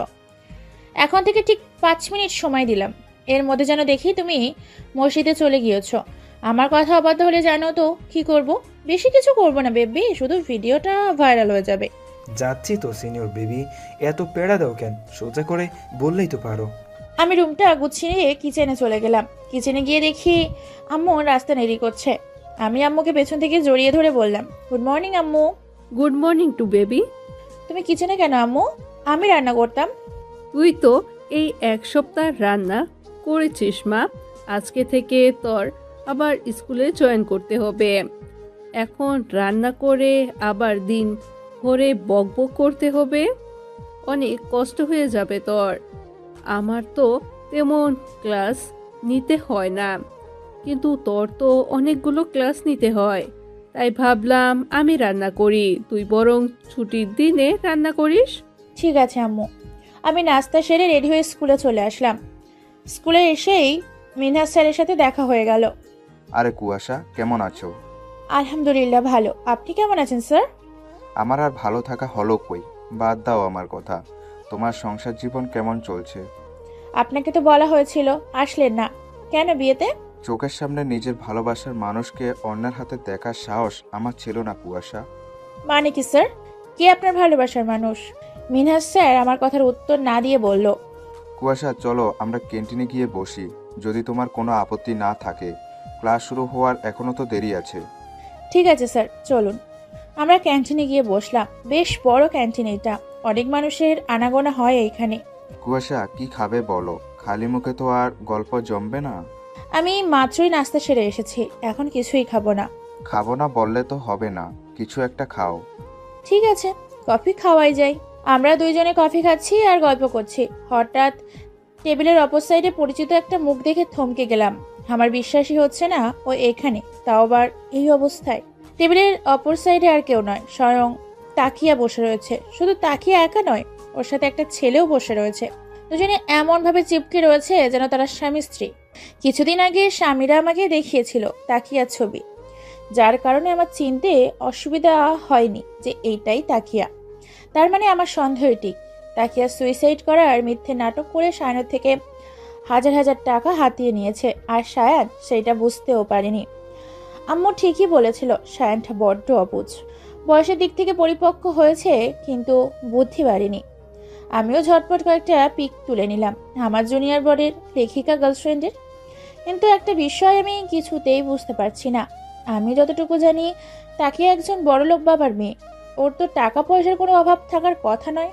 তারপরও তাকিয়া সায়নের থেকে কেন মিথ্যা কথা বলে টাকা নেয়? কি এমন কারণ থাকতে পারে? এ কি কুয়াশা, কফি খাচ্ছ না কেন? ঠান্ডা হয়ে যাবে তো। এই যে খাচ্ছি তো। তোমাকে কোনো কারণে চিন্তিত লাগছে, কি হয়েছে কুয়াশা? আমাকে বন্ধু মনে করে বলতে পারো। কিছু না স্যার, আজকে নবম শ্রেণীতে আবার জাবেদার ক্লাস নিতে হবে। বাসা থেকেও প্রিপারেশন নিয়ে আসিনি, তাই ভাবছিলাম ঠিক মতো পারবো তো ক্লাস নিতে। সে তুমি বরং এখন বইয়ের পাতা একটু চোখ বুলিয়ে নাও, আমার এক্ষুনি ক্লাস শুরু হবে।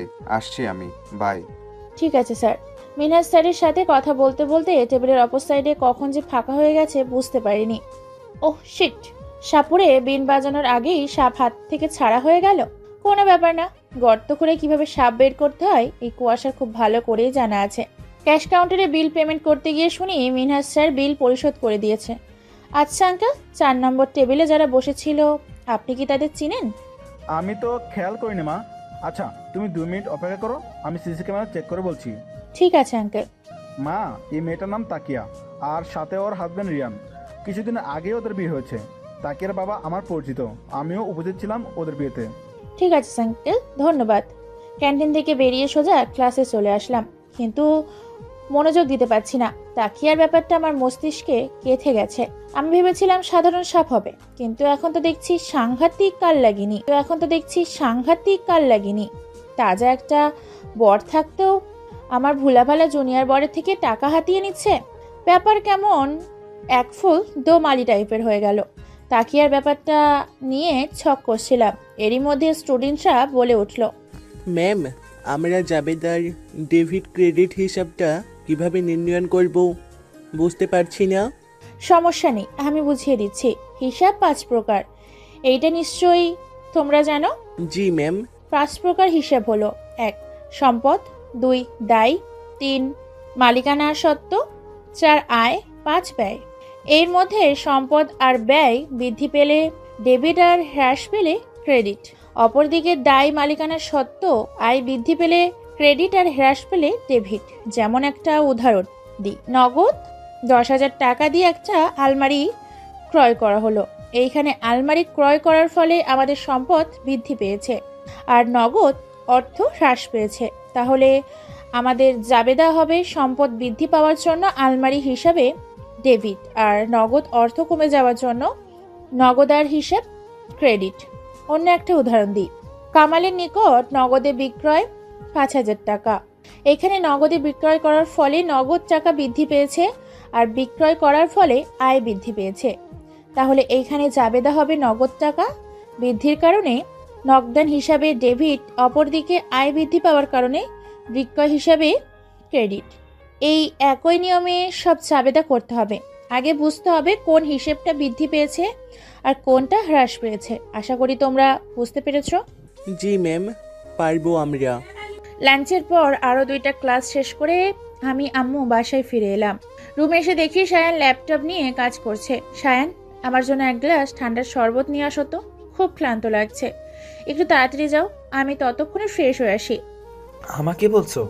আমার কি দ্বিতীয় বর আছে যে তাকে বলবো?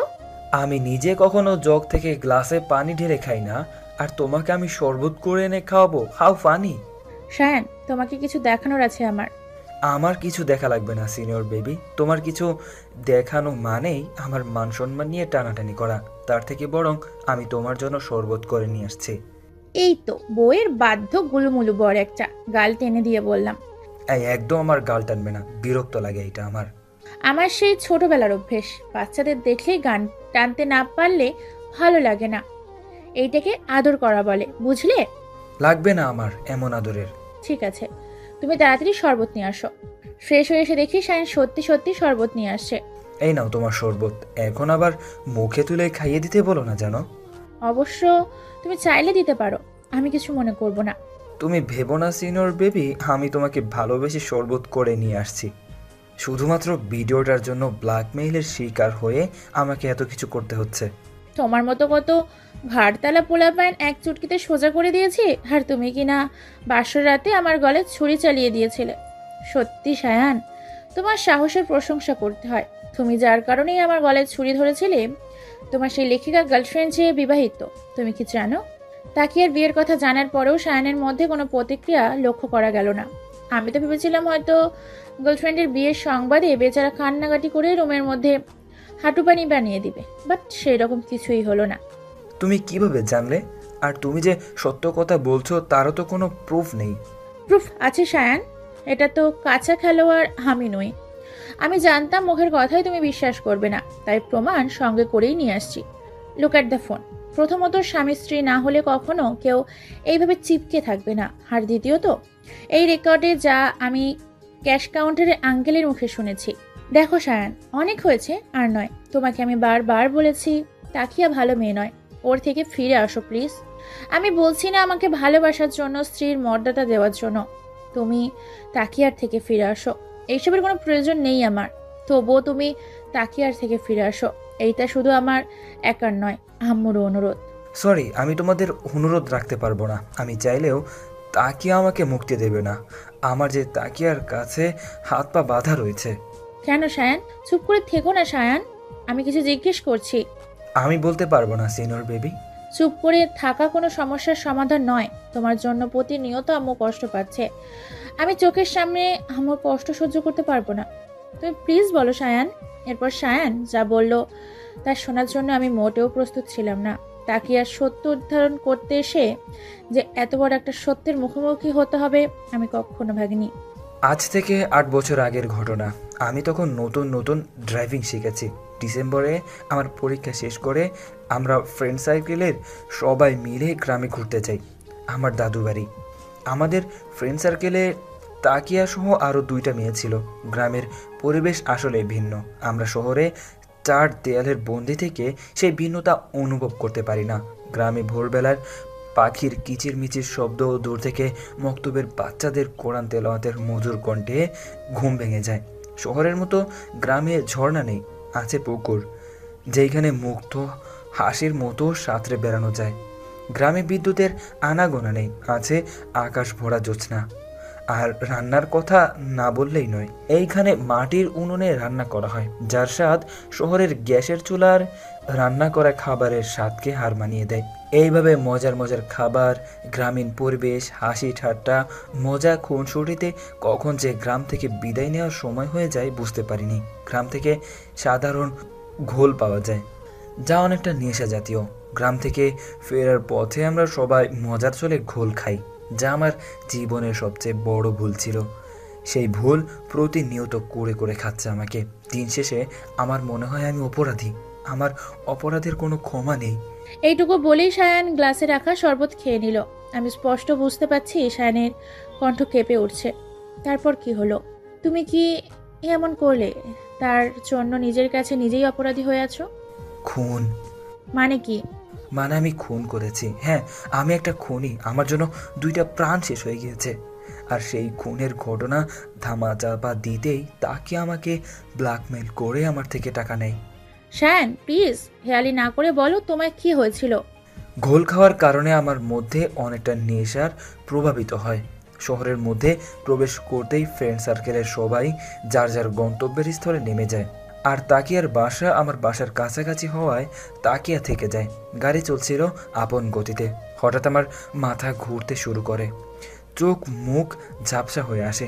অতিরিক্ত ঘোল খাওয়ার প্রভাবে একসময় জ্ঞান হারিয়ে ফেলি। কিন্তু আমার এইটুকু মনে আছে, জ্ঞান হারানোর আগে আমি বেসামালভাবে গাড়ি ড্রাইভ করছিলাম। আর হুট করে কালো রঙের একটা গাড়ি আমার গাড়ির সামনে চলে আসে। এরপর কি হয়েছিল আমি জানি না। জ্ঞান ফেরার পর তাকিয়া বলেছিল আমার জন্য নাকি ওই গাড়িতে থাকা 2টো প্রাণ শেষ হয়ে গিয়েছিল। ঘটনার আকস্মিকতায় আমি অনেকটা ঘাবড়ে যাই। তাকিয়া বারবার পুলিশকে সবটা বলে দেওয়ার হুমকি দিচ্ছিল। আমি তাকিয়াকে হাত জোর করে বলি ও যেন বিষয়টা ধামাচাপা দিয়ে রাখে, না হলে আমার ক্যারিয়ার শেষ হয়ে যাবে। মম ড্যাড মানসিকভাবে খুবই আঘাত পেত, কিন্তু তাকিয়া শর্ত দেয় ওকে ওর চাওয়া অনুযায়ী টাকা দিতে হবে। আমিও নিজেকে বাঁচাতে তাকিয়ার শর্তে রাজি হয়ে যাই, যার ফলস্বরূপ তাকিয়া বলা মাত্র ওর অ্যাকাউন্টে আমার টাকা ট্রান্সফার করতে হয়। সায়ানের কথা শুনে আমি যেন পাথর হয়ে গিয়েছি। আমার পুরনো অতীত আবার আমার সামনে এসে দাঁড়িয়েছে। তার মানে সায়ানের কথা অনুযায়ী সেদিন ট্রাকে আমাদের গাড়ি অ্যাক্সিডেন্ট হয়নি, স্বয়ং সায়ানের কারণেই আমার আব্বু আম্মুর মৃত্যু হয়েছে। হ্যাঁ, সায়ানই আমার বাবা মায়ের খুনি। আর আমি কিনা আমার বাবা মায়ের খুনির সাথেই সংসার পেতে বসেছি। হঠাৎ করে কেমন যেন অস্বস্তি হয়ে মাথা ঘুরে উঠল। আমি পড়ে যেতেই সায়ান আমাকে ধরে পড়ল। সিনিয়র বেবি, কি হলো তোমার? তুই স্পর্শ করবি না আমাকে, তুই একটা খুনি। কি বলছো কি তুমি? সেই দিন তোর ফুর্তি করার জন্য অ্যাক্সিডেন্টে আর কারণ নয়, স্বয়ং আমাদের গাড়িতেই হয়েছিল। ভাগ্যক্রমে আমি বেঁচে গেলেও আমার বাবা মা বেঁচে ফেরিনি। Sorry for everything. সরি বললেই সব কিছুর সমাধান হয়ে যায় না। আমি তোকে ক্ষমা করে দিলেও কি তুই পারবি আমার বাবা মাকে ফিরিয়ে দিতে? পারবি বাবা মায়ের থেকে হারিয়ে যাওয়া ভালোবাসা ফিরিয়ে দিতে? বাবা মা মারা যাবার মামির কাছে দিন রাত অত্যাচারের শিকার হয়েছি, এমনকি আশ্রিতা ছিলাম বলে বিয়ের আসর ছেড়ে বর চলে গিয়েছিল। পারবি সেই অপমান ফিরিয়ে আনতে? এই কথা বলতেই সায়ান আমার পা জড়িয়ে ধরল। এ কি, তুই আমার পায়ে হাত দিচ্ছিস কেন? পা ছাড় বলছি। আমি তোকে না মানলেও তুই আমার স্বামী। স্বামী হয়ে স্ত্রীর পায়ে হাত দেওয়াটা বেমানান দেখায়। তুমি আমাকে ক্ষমা না করা পর্যন্ত আমি তোমার পা ছাড়ছি না সিনিয়র বেবি। তুমি আমাকে যে শাস্তি দিবে আমি মাথা পেতে নিব, তবুও তুমি আমাকে ক্ষমা করো। তুই যা করেছিস তাতে আদেও কি তুই ক্ষমার যোগ্য? বলছি তো আমার ভুল হয়েছে। এই ভুলের প্রতিনিয়ত আমি নিজেও শেষ হয়ে যাচ্ছি। কিন্তু তুমি কিভাবে শিওর হলে ওইটা তোমাদেরই গাড়ি ছিল? কারণ কালো গাড়িতে আমরা ছিলাম, আর 2জন লোক আমার বাবা মা ছিল। তুই যা তো এখান থেকে, ভালো লাগছে না আমার, আমাকে একটু একা থাকতে দে। কুয়াশাকে এই অবস্থায় দেখে সায়নের মোটেও ভালো লাগছে না। কষ্ট হচ্ছে কুয়াশার জন্য। ওর এই অবস্থার জন্য সায়ন নিজেকে দায়ী করছে। সায়ন ভাবতে লাগলো কিভাবে কুয়াশার মন ভালো করা যায়। পরক্ষণেই মনে হলো কুয়াশা তো বিরিয়ানি খুব পছন্দ করে, বিরিয়ানি দেখে নিশ্চয়ই একটু মন ভালো হবে। যদিও কুয়াশার সামনে দাঁড়ানোর কোনো মুখ নেই সায়নের, তবুও একটু তো চেষ্টা করতেই পারে মেয়েটার মন ভালো করার। কিন্তু সায়ন রান্না তো জানা দূরের কথা, কখনো কিচেনেও যায়নি। পরক্ষণেই মনে হলো ইউটিউব তো আছে, ইউটিউব দেখে শিখে রান্না করবে।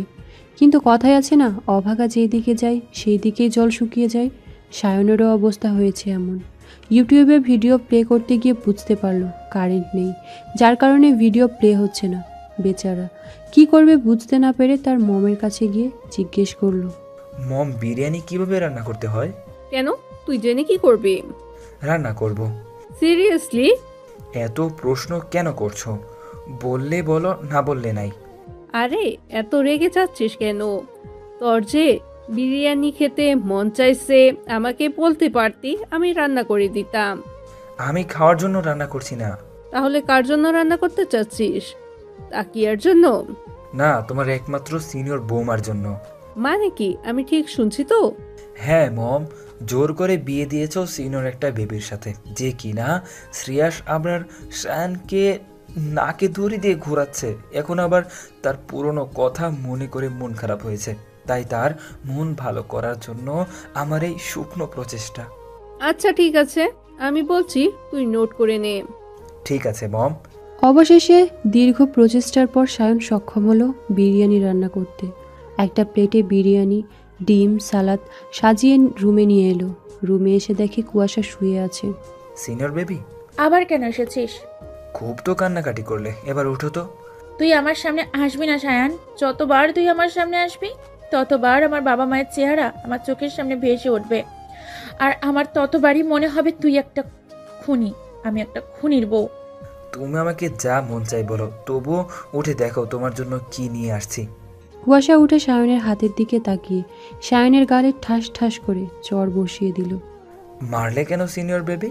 কুয়াশার কি হলো কে জানে, সায়নকে সাথে সাথে জড়িয়ে ধরল। আমি কি তোকে বলেছি আমার জন্য হাত পুড়িয়ে বিরিয়ানি রান্না করতে? হাতের কি অবস্থা পড়েছিস? ফসকা পড়ে যাবে তো। তুই একটু দাঁড়া, আমি মলম নিয়ে আসি। মলমের কোনো প্রয়োজন নেই, তোমার জন্য হাত পুড়িয়ে রান্না করলাম। কই একটু মিষ্টি মিষ্টি কথা বলবে, তা নয়তো দিলে ঠাস ঠাস করে চর বসিয়ে। এই জন্যই কথাই বলে, যার জন্য করলাম চুরি সেই বলে চোর। আমি তো তোকে চুরি করতে বলিনি, তুই আগ বাড়িয়ে চুরি করতে গিয়েছিস কেন? তোমার মুখে তুই তুকারি শুনতে বেমানান লাগে, প্লিজ তুমি করে বলো না। ও মা, এ দেখি ভূতের মুখে রাম রাম, তুই তোকারি বলা শুরু করেছিস শুনি। ভুলে গেছিস বাসরাতের কথা? চেনা নেই জানা নেই অপরিচিত একটা মেয়ের সাথে অভদ্রের মতন তুই তোকারি করেছিলি। বারবার বাসর রাতের কথা তোলো কেন? তাকিয়ার ব্যাপারে তো সবটাই বললাম। ও হয়তো ভেবেছিল আমার বিয়ে হলে ওকে ওর প্রয়োজন অনুযায়ী টাকা দিব না, যার কারণে ও সুইসাইডের মিথ্যা নাটক করেছিল। আর সব মিলিয়ে আমার মাথায় আগুন চলছিল, যার কারণে তোমার সাথে খারাপ ব্যবহার করেছিলাম। তার মানে তাকিয়া তোমার গার্লফ্রেন্ড নয়? না, ও আমার ক্লাস ফ্রেন্ড ছিল। ওর মতো ঠকবাজ অর্থলোভী মেয়ে কখনো আমার গার্লফ্রেন্ড হওয়ার যোগ্য রাখে না। আমার প্রথম প্রেম, ভালো লাগা, ভালোবাসা সাইফাতুল মুনতাহা। যদিও আমি জানি না সে আমার সিনিয়র না জুনিয়র, কালো না ফর্সা, লম্বা না খাটো। ইনফ্যাক্ট তার সাথে কখনো আমার কথাও হয়নি। তাকে না দেখেই ভালোবেসেছি। যদিও তার মতো এত বড় একজন লেখিকা আমার মতো সাধারণ ছেলেকে ভালোবাসবে না, তবুও তার অসাধারণ প্রতিভা, তার ব্যক্তিত্ব, তার আচরণ, ব্যবহার আমাকে বাধ্য করেছে তাকে ভালোবাসতে। আমি জানি সব ভালোবাসা পূর্ণতা পায় না, তেমনি আমিও দূর থেকে তাকে ভালোবেসে যাব। তাহলে তুমি যে বলেছিলে তাকিয়া তোমার গার্লফ্রেন্ড, এমনকি আম্মুও বলেছিল? তাকিয়া সব জায়গাতেই ওকে আমার গার্লফ্রেন্ড বলে পরিচয় দিত, এমনকি আমাকেও বাধ্য করেছিল ওকে আমার গার্লফ্রেন্ডের পরিচয় দিতে। আমিও নিজেকে বাঁচাতে তাকিয়ার কথা অনুযায়ী চলতে বাধ্য হয়েছি। আর 2 দিন ধরে তাকিয়ার সাথে কোনো প্রকার যোগাযোগ করতে পারছি না। ওর ফোন বন্ধ। এখন এত কথা না বলে ঝটপট বিরিয়ানি খেয়ে নাও দেখি, ঠান্ডা হয়ে গেলে বিরিয়ানির স্বাদ পাবে না। তুমি খেয়েছো? খাওয়ার আর সময় পেলাম কই। তাছাড়া তুমি যে কথা সাথে থাপ্পড় খাইয়েছো, এমনিতেই পেট ভরে গিয়েছে। আপাতত 1 সপ্তাহ না খেলেও চলবে। আমি তো তোমার বাবা মাকে ইচ্ছা করে মারিনি। আর আমি শিওর জানিও না আসলে কি কোনো অ্যাক্সিডেন্ট হয়েছিল নাকি সবটাই সাজানো নাটক। কারণ আমি নেশার ঘরে ডুবেছিলাম। তাকে আমাকে যেভাবে বলেছিল আমি সেভাবেই বিশ্বাস করে নিয়েছিলাম। সরি, আসলে আমি সত্যটা না জেনে না বুঝে তোমাকে অনেক কথা শুনিয়েছি।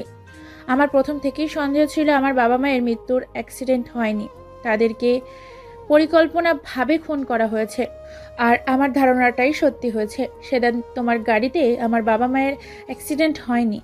আমার মনে হয় তাকিয়া তোমাকে ঘোলের সাথে নেশা জাতীয় দ্রব্য মিশিয়ে খাইয়েছিল, কারণ ঘোল খেলে এতটাও নেশা হয় না। এর পেছনে নিশ্চয়ই তাকিয়ার কোনো হাত রয়েছে, আর যেখানে তুমি শুধুমাত্র দাবার গুটি হিসাবে ব্যবহৃত হয়েছ। কিছুক্ষণ আগেই তো বললে আমি তোমার বাবা মায়ের খুনি, আর এখনই বলছো আমি কিছু করিনি। কিন্তু তুমি এত কিছু জানলে কিভাবে? বিয়ের একদিন আগেই আমার ফোন পানিতে পড়ে নষ্ট হয়ে যায়। এতদিন ফোন সার্ভিংয়ে ছিল। আজ যখন ফোন পুনরায় চালু করলাম তখন এই মেসেজগুলো দেখে বুঝতে পেরেছি আমার বাবা মায়ের ফোনের মেসেজের অপর পাশের ব্যক্তি করেছে, আর যার সাথে তাকিয়াও জড়িত রয়েছে। দেখো, বিয়ের দিনের মেসেজ লেখা, তোমাকে আমি কিছুতেই অন্যের হাতে দিব না টিয়া পাখি। তোমাকে পাওয়ার জন্য এত পরিশ্রম করেছি, সেই পরিশ্রম কিছুতেই ব্যর্থ হতে পারে না। বিয়ের রাতের মেসেজ। আমি ব্যর্থ হয়ে গেলাম, পারলাম না বিয়েটা আটকাতে। আমি চেয়েছিলাম তোমার বিয়ে ভেঙে দেওয়ার পর সবাই যখন তোমার দিকে আঙুল তুলবে, ঠিক তখন আমি তোমার ভালো মানুষ সেজে তোমার সামনে যাব, তোমাকে বিয়ে করে আমার করে নেব। কিন্তু আমার সব প্ল্যান ভেস্তে দিয়ে কোথা থেকে যেন ওই বুড়ি তার কচি ছেলেকে নিয়ে উদয় হলো, আমার বুকে আগুন জ্বালিয়ে দিয়ে। তুমি হয়তো এতক্ষণে বাসর করে মগ্ন হয়ে গেছো। বিশ্বাস করো পাখি, আমার কলিজা ছিঁড়ে যাচ্ছে। মনে হচ্ছে তোমার ওই জুনিয়র বরকে ঠিক সেইভাবে মৃত্যু দেয় যেভাবে তোমার বাবা মাকে মৃত্যু দিয়েছিলাম। আরে বাহ, এ তো দেখছি তোমার সাইকো প্রেমিকার জন্য বাবা মাকে খুন।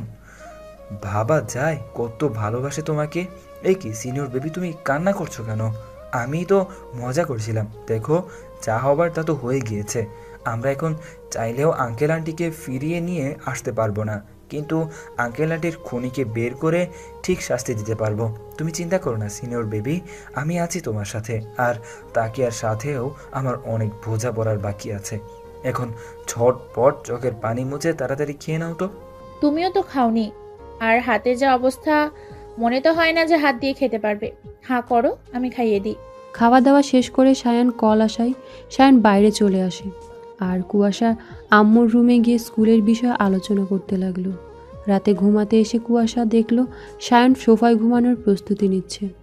বিয়ের পরের দিন থেকে কুয়াশা সায়ান একা রুমে থাকলেও এক বিছানায় থাকে না। কুয়াশার বিছানায় থাকে আর সায়ান সোফাতে। কিন্তু এখন হালকা হালকা শীত শুরু হয়েছে, সায়নের সোফাতে ঘুমাতে বেশ কষ্ট হবে। বুঝতে পেরে কুয়াশা সায়নকে বলল, সায়ন, তুমি বিছানায় শুয়ে পড়ো, আমি বরং স্বামীর কাছে বা অন্য রুমে গিয়ে ঘুমিয়ে পড়বো।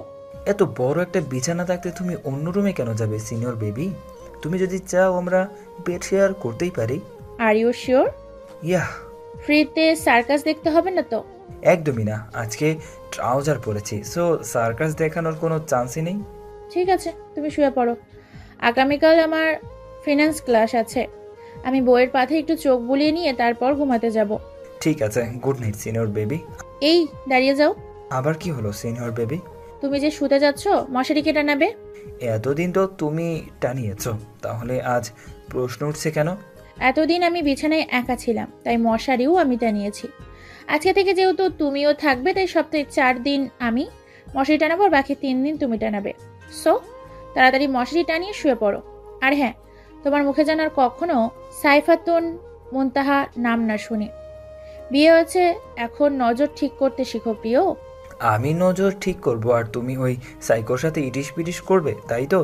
What do you mean by ইটিশ পিটিশ? ওই সাইকোকে তো আমি ঠিক খুঁজেই বের করব। আমার থেকে বাবা মাকে কেড়ে নিয়েছে, আমাকে এতিম বানিয়ে দিয়েছে। এত সহজে ওকে আমি ছেড়ে দিব ভাবছো? কখনোই না।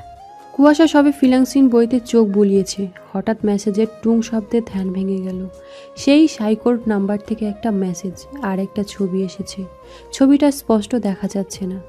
মেসেজে লেখা ছিল, টিয়া পাখি, খুব শীঘ্রই তোমাকে আমার জন্য আবারও লাল শাড়ি পরতে হবে। তোমার আর আমার মাঝে কোনো থার্ড পারসনকে আমি অ্যালাউ করব না। তোমার ওই জুনিয়র বরের ঠিক এই ছবির মতো হাল করব। হা হা হা হা। কুয়াশার হাত পা কাঁপছে। কী এমন ছবি হতে পারে? ফোনের স্ক্রিনে ছবিটা শো করার সাথে সাথে এক পলক ছবির দিকে তাকিয়ে কুয়াশা এক চিৎকার দিয়ে অজ্ঞান হয়ে নিচে পড়ে গেল। সায়নের সবেমাত্র চোখ লেগে আসছিল। হঠাৎ কুয়াশার চিৎকারে তড়িঘড়ি করে উঠে দেখে কুয়াশা মেঝেতে অজ্ঞান অবস্থায় পড়ে রয়েছে। সায়ন কি করবে বুঝে উঠতে পারছে না। এত রাতে মমকেও ডাকা ঠিক হবে না ভেবে নিজেই কুয়াশার কাছে গেল। সিনিয়র বেবি, কি হলো তোমার? কিছুক্ষণ আগেও তো ভালো ছিলে, হঠাৎ কি হয়ে গেল? সায়ন কুয়াশার মুখে পানির ছিটা দিতে দিতে ভাবতে লাগলো। সিনেমায় দেখতাম নায়িকারা প্রেগনেন্ট হলে অজ্ঞান হয়ে পড়ে যেত।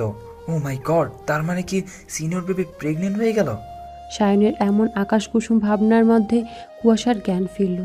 সিনিয়র বেবি, ঠিক আছে তুমি? কি হয়েছিল তোমার? হঠাৎ করে জ্ঞান হারালে কেন? কাটা হাত সায়ান।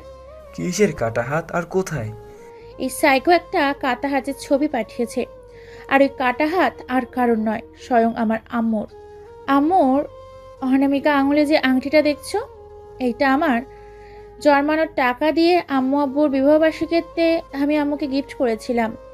আমার স্পষ্ট মনে আছে, আমরা সেদিন ট্যুরে যাওয়ার জন্য বের হয়েছিলাম, তখন আম্মু এই আংটিটা পরেছিল। এরপর কুয়াশা আর কিছুই বলতে পারল না। বলার আগেই ওই সাইকোর নাম্বার থেকে কল আসলো। কুয়াশা কল রিসিভ করতেই ফোনের অপর প্রান্ত থেকে মিহি একটা কণ্ঠস্বর ভেসে আসলো। হয়তো লোকটা ভয়েস চেঞ্জ করে কথা বলছে যাতে কুয়াশা চিনতে না পারে। টিয়া পাখি, এতক্ষণে নিশ্চয়ই বুঝতে পারছো কাটা হাতটা আমার শাশুড়ি মানে তোমার আম্মুর। বিশ্বাস করো পাখি, আমি তোমার আব্বু আম্মুকে মারতে চাইনি, কিন্তু কি করতাম বলো? তাদেরকে বারবার বোঝানোর পরেও তারা বুঝতে চায়নি। তারা তো তোমাকে আমার হতেই দিতে চায়নি, তাই তো তাদের এই করুণ পরিস্থিতির শিকার হতে হলো। খুব শীঘ্রই তোমার ওই জুনিয়র বর্গও এমন অবস্থা হবে।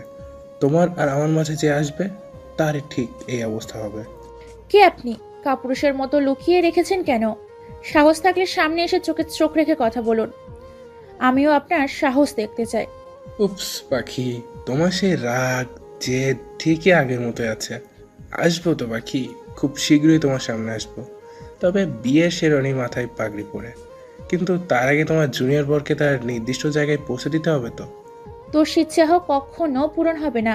সায়নের গায়ে হাত তোলা তো দূরের কথা, ওর দিকে তাকিয়ে দেখ। ট্রাস্ট মি, আমি তো চোখ তুলে নিয়ে লুডো খেলবো। আমি তো ভয় পেয়ে গেছি পাখি, জুনিয়র বরের প্রতি এত ভালোবাসা। ও মা গো, টুরু লাভ। একটু বলেই টুটু শব্দে কল কেটে গেল। সিনিয়র বেবি, কি ব্যাপার বলো তো? আমাকে ভালো টালো বেশি ফেলে নাকি? আমাকে মারার কথা বলতেই এত হাইপার হয়ে গেলে যে? কুয়াশা সায়নের প্রশ্নের উত্তর না দিয়ে চুপচাপ বিছানায় শুয়ে পড়ল। সিনিয়র বেবি, কথা বলছো না কেন? শরীর খারাপ লাগছে? মমকে ডেকে দিব? তার কোনো প্রয়োজন নেই, তুমি শুয়ে পড়ো। সায়ন যেন মুহূর্তের মধ্যেই বুঝদার হয়ে গেল। কুয়াশাকে নিজের বুকে টেনে নিয়ে মাথায় বিলি কেটে দিতে লাগলো।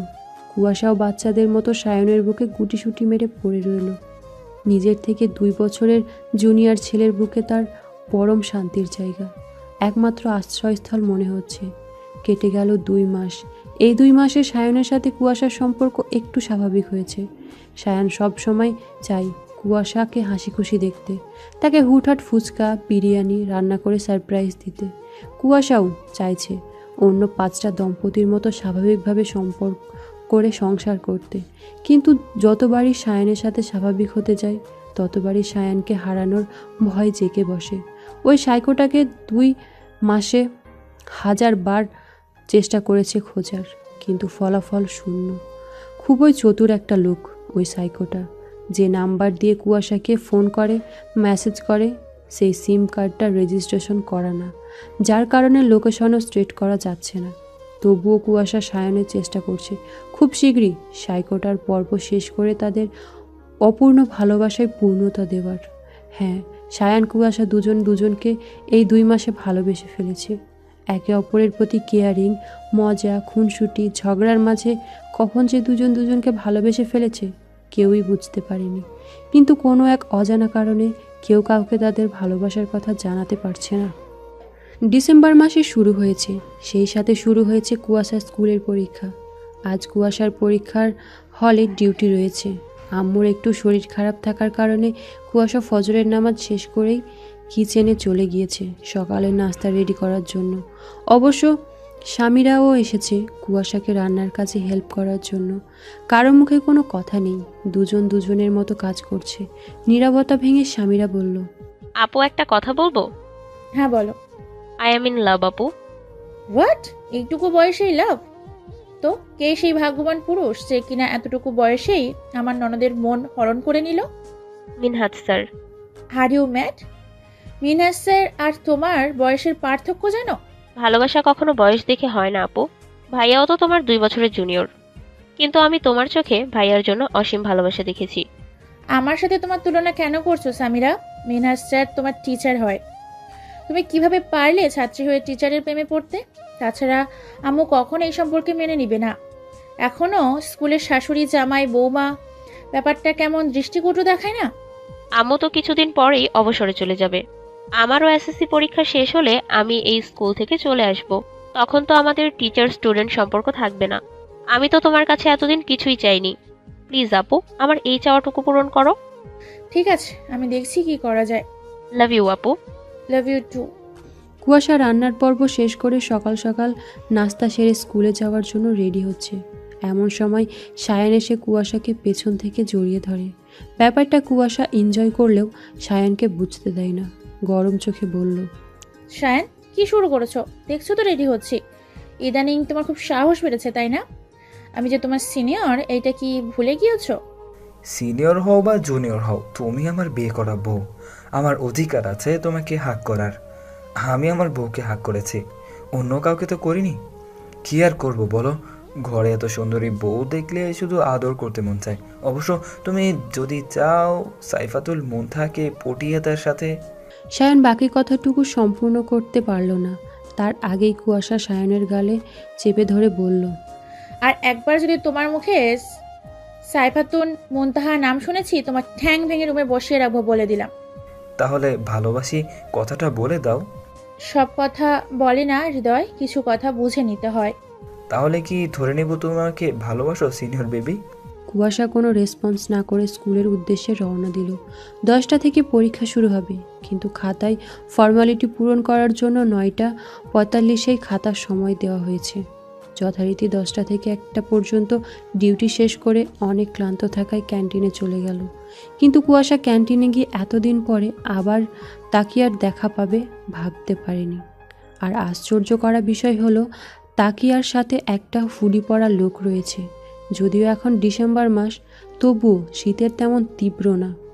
সারাক্ষণ হুডি পরে চোখ মুখ ঢেকে রাখার মতো শীত এখনও আসেনি। তাহলে এই হুডি পরা লোকটা কেন এইভাবে নিজেকে আড়াল করতে চাইছে? কুয়াশা ভাবতে লাগলো। এই লোকটাই সেই সাইকো নয় তো, যাকে আমি দীর্ঘ 2 মাস ধরে খুঁজে চলছি? কি হতে পারে এই সাইকো লোকটা? শায়ান, কি হচ্ছে? কি শুরু করেছো? আমাকে রান্না করতে দিবে নাকি গরম খুনতে ছ্যাঁকা দিব? তোমার যা ইচ্ছা করো, তবুও আজ তোমাকে ছাড়ছি না আমি। আর কত পালাই পালাই করবে আমার থেকে? মম কি বলেছে শোনোনি? তার চাকরির জীবন থেকে অবসরের পেছনে এখন তার একজন খেলার সাথী প্রয়োজন। এই মুহূর্তে তার নাতি নাতনি লাগবে। আমি কিন্তু আজ তোমার কোনো অজুহাত শুনবো না। এতদিন তোমার কাছাকাছি গেলেই ওই সাইকোটার অজুহাত দিয়েছ, কিন্তু এখন তো ওই সাইকোটা 14 শিখের ভাত খাচ্ছে। সত্যি তোমার বুদ্ধির প্রশংসা করতে হয় সিনিয়র বেবি। তুমি শিক্ষিকা না হয়ে গোয়েন্দা হলে ভালো হতো। এক তড়িতে সব কেস সলভ করে দিতে পারতে। সেদিন তোমার বুদ্ধির জন্যই সাইকো সহ তাকিয়ে আজ জেলের ভাত খাচ্ছে। সেদিন ক্যান্টিনে তাকিয়ার সাথে ওই হুডি পরা লোক দেখে আমার প্রথম থেকেই সন্দেহ হয়েছিল যে এই সেই সাইকো লোকটা। পরে দুজনের মধ্যে কত কাটাকাটি দেখে আমার সন্দেহ গাঢ় হয়। আমি আর একটু এগিয়ে যেতেই শুনতে পেলাম তাকিয়া ওই হুডি পরা লোকটাকে বলছে, আসলে তুমি কখনই আমাকে ভালোবাসোনি, দিনের পর দিন আমাকে ব্যবহার করে এসেছো। শুধুমাত্র তোমার কথায় আমি সেদিন শায়ানের খলের মধ্যে নেশাজাতীয় দ্রব্য মিশিয়ে ওকে জোর করে খাইয়েছিলাম। ওর গাড়িটা অ্যাক্সিডেন্ট না হওয়ার পরও দিনের পর দিন ওকে ব্ল্যাকমেল করে ওর থেকে হাজার হাজার টাকা নিয়ে তোমাকে দিয়েছি। দেখো, আমার বিয়ে হয়েছে তো কি হয়েছে? তুমি বললে আমি এক্ষুনি রিহানকে ডিভোর্স দিয়ে দিব, তারপর আমরা দুজনে নতুন করে সংসার শুরু করব। পাগল হয়ে গেছো তুমি? তুমি ভেবেছো আমি এত কিছু করেছি তোমাকে বিয়ে করার জন্য? নো ডিয়ার, আমার কাছে শুধু তুমি একটা দাবার গুটি ছেলে আমার ভালোবাসার কাছে পৌঁছানোর জন্য। এখন শুধু ওই জুনিয়রকে শেষ করতে পারলেই আমার রাস্তা ক্লিয়ার। আমি থাকতে কখনোই তোমার চাপ পূরণ হবে না। তুমি কি ভাবছো এই তাকিয়ার সাথে ছলনা করে পারবে হিসাবে? তুমি আমার না মানে কারোই না। তুমি এতদিনও যে অপকর্ম করেছো, কুয়াশার বাবাকে মেরেছো, এইসব প্রমাণ আমার কাছে আছে। আমি এক্ষুনি সেসব প্রমাণ পুলিশের হাতে তুলে দিব। আপনাদের আর কষ্ট করে পুলিশের কাছে যেতে হবে না ম্যাডাম, আমরা নিজেরাই আপনাদেরকে নিতে চলে এসেছি। পুলিশ দেখে তাকিয়া আর ওই হরি পড়া লোকটা চমকে উঠে বলল, আপনারা এইখানে? জি, আমরা এতক্ষণ আপনাদের সমস্ত কথা আমরা শুনেছি, তাই আলাদা করে কোনো প্রমাণের প্রয়োজন নেই। এবার চলুন আপনাদের শ্বশুর বাড়ি। পুলিশ তাকিয়ে আর ওই সাইকোকে নিয়ে যাবে এই মুহূর্তে কুয়াশা বলে উঠল, দাঁড়ান অফিসার, আমিও দেখতে চাই কে আমার সাইকো প্রেমিক, যে কিনা আমার জন্য আমার বাবা মার খুন পর্যন্ত করতে দ্বিধাবোধ করেনি। আপনি কে? আমি কুয়াশা, আমি আপনাদের ইনফর্ম করেছিলাম এইখানে আসার জন্য। ঠিক আছে ম্যাম, অনেক অনেক ধন্যবাদ আপনাকে, বিশেষ করে ভিডিও ক্লিপটা আমাদের দেওয়ার জন্য। ইটস ওকে, আপনারা বরং আমার একতরফা সাইকো প্রেমিকের হুডিটা একটু তুলে দিন, আমার অনেক দিনের ইচ্ছে তাকে দেখার। অতপর একজন পুলিশ অফিসার ওই সাইকোটার হুডি সরাতেই পরিচিত একটা মুখ দেখে থমকে গেল, মুখ থেকে আপনা আপনি বেরিয়ে গেল, মিরাজ স্যার আপনি? হ্যাঁ কুয়াশা, আমি। বিশ্বাস করো কুয়াশা, আমি যা করেছি তোমাকে পাওয়ার জন্য করেছি, অন্য কোনো স্বার্থ ছিল না আমার। এখন আমি বুঝতে পারছি আপনি কেন আমার বিয়েতে উপস্থিত ছিলেন না, কেন সেদিন বলেছিলেন চোখের সামনে নিজের ভালোবাসার মানুষকে অন্য হাতে দেওয়ার সাহস আমার ছিল না। ছি, আমার তো ভাবতেও ঘৃণা হচ্ছে একটা মানুষ কিভাবে এতটা নিচে নামতে পারে। আপনাকে আমি বিশ্বাস করেছিলাম, আর আপনি এইভাবে আমার বিশ্বাসের প্রতিদান দিলেন। অফিসার, এক্ষুনি আমার সামনে থেকে এই দুজনকে নিয়ে যান, নাহলে আমি এদেরকে খুন করে বসবো। বলার সাথে সাথে তাকিয়া এসে কুয়াশার পা জড়িয়ে ধরল। তাকিয়া, কি করছো? পা ছাড়ো বলছি, না হলে কিন্তু আমি তোমাকে লাথি দিয়ে ফেলে দিব। তোমার যা ইচ্ছা করো, তবু আমাকে পুলিশে দিও না প্লিজ। আমি যা করেছি মিনহাজের কথা অনুযায়ী করেছি। 2023 সালে বই মেলে আমার বই প্রকাশিত হবে। প্লিজ কুয়াশা, আমার ক্যারিয়ার গড়ার আগে তুমি ভেঙে দিও না। তুমি তো নিজেই একটা নোংরা মানসিকতার মেয়ে। তোমার লেখা বই পড়ে মানুষের কি শিখবে? তোমার ওই ন্যাকা কান্নায় আমাকে তুমি ভোলাতে পারবে না। যাও, তোমার যোগ্য স্থানে চলে যাও। সময় বহমান, সময় তার আপন গতিতেই বইতে থাকে। দেখতে দেখতে 2022 সাল বিদায় নিয়ে 2023 সাল চলে আসলো। আজকে বাসার সবাই অনেক এক্সাইটেড। তারা আজ তাদের প্রিয় লেখিকা সাইফাতুল মুনতাহার দেখা পাবে। সবার মধ্যে টান টান উত্তেজনা, কখন তার বইমেলায় পৌঁছাবে। সিনিয়র বেবি, হলো তোমার, একটু তাড়াতাড়ি করো। খুব তাড়া দেখছি তোমার, মনে হচ্ছে বই মেলায় বই আনতে না বউ আনতে যাচ্ছ। মিথ্যা বলবো না, একসময় সাইফাতুল মুনতাহা আমার ভালো লাগা ছিল, আর এখন? এখন আমার সবটা জুড়ে আমার সিনিয়র বেবি বিরাজ করে। আচ্ছা সায়ান, যদি দেখো সাইফাতুন মুনতাহা তোমার খুব কাছের কেউ, তখন তোমার ফিলিংস কেমন হবে?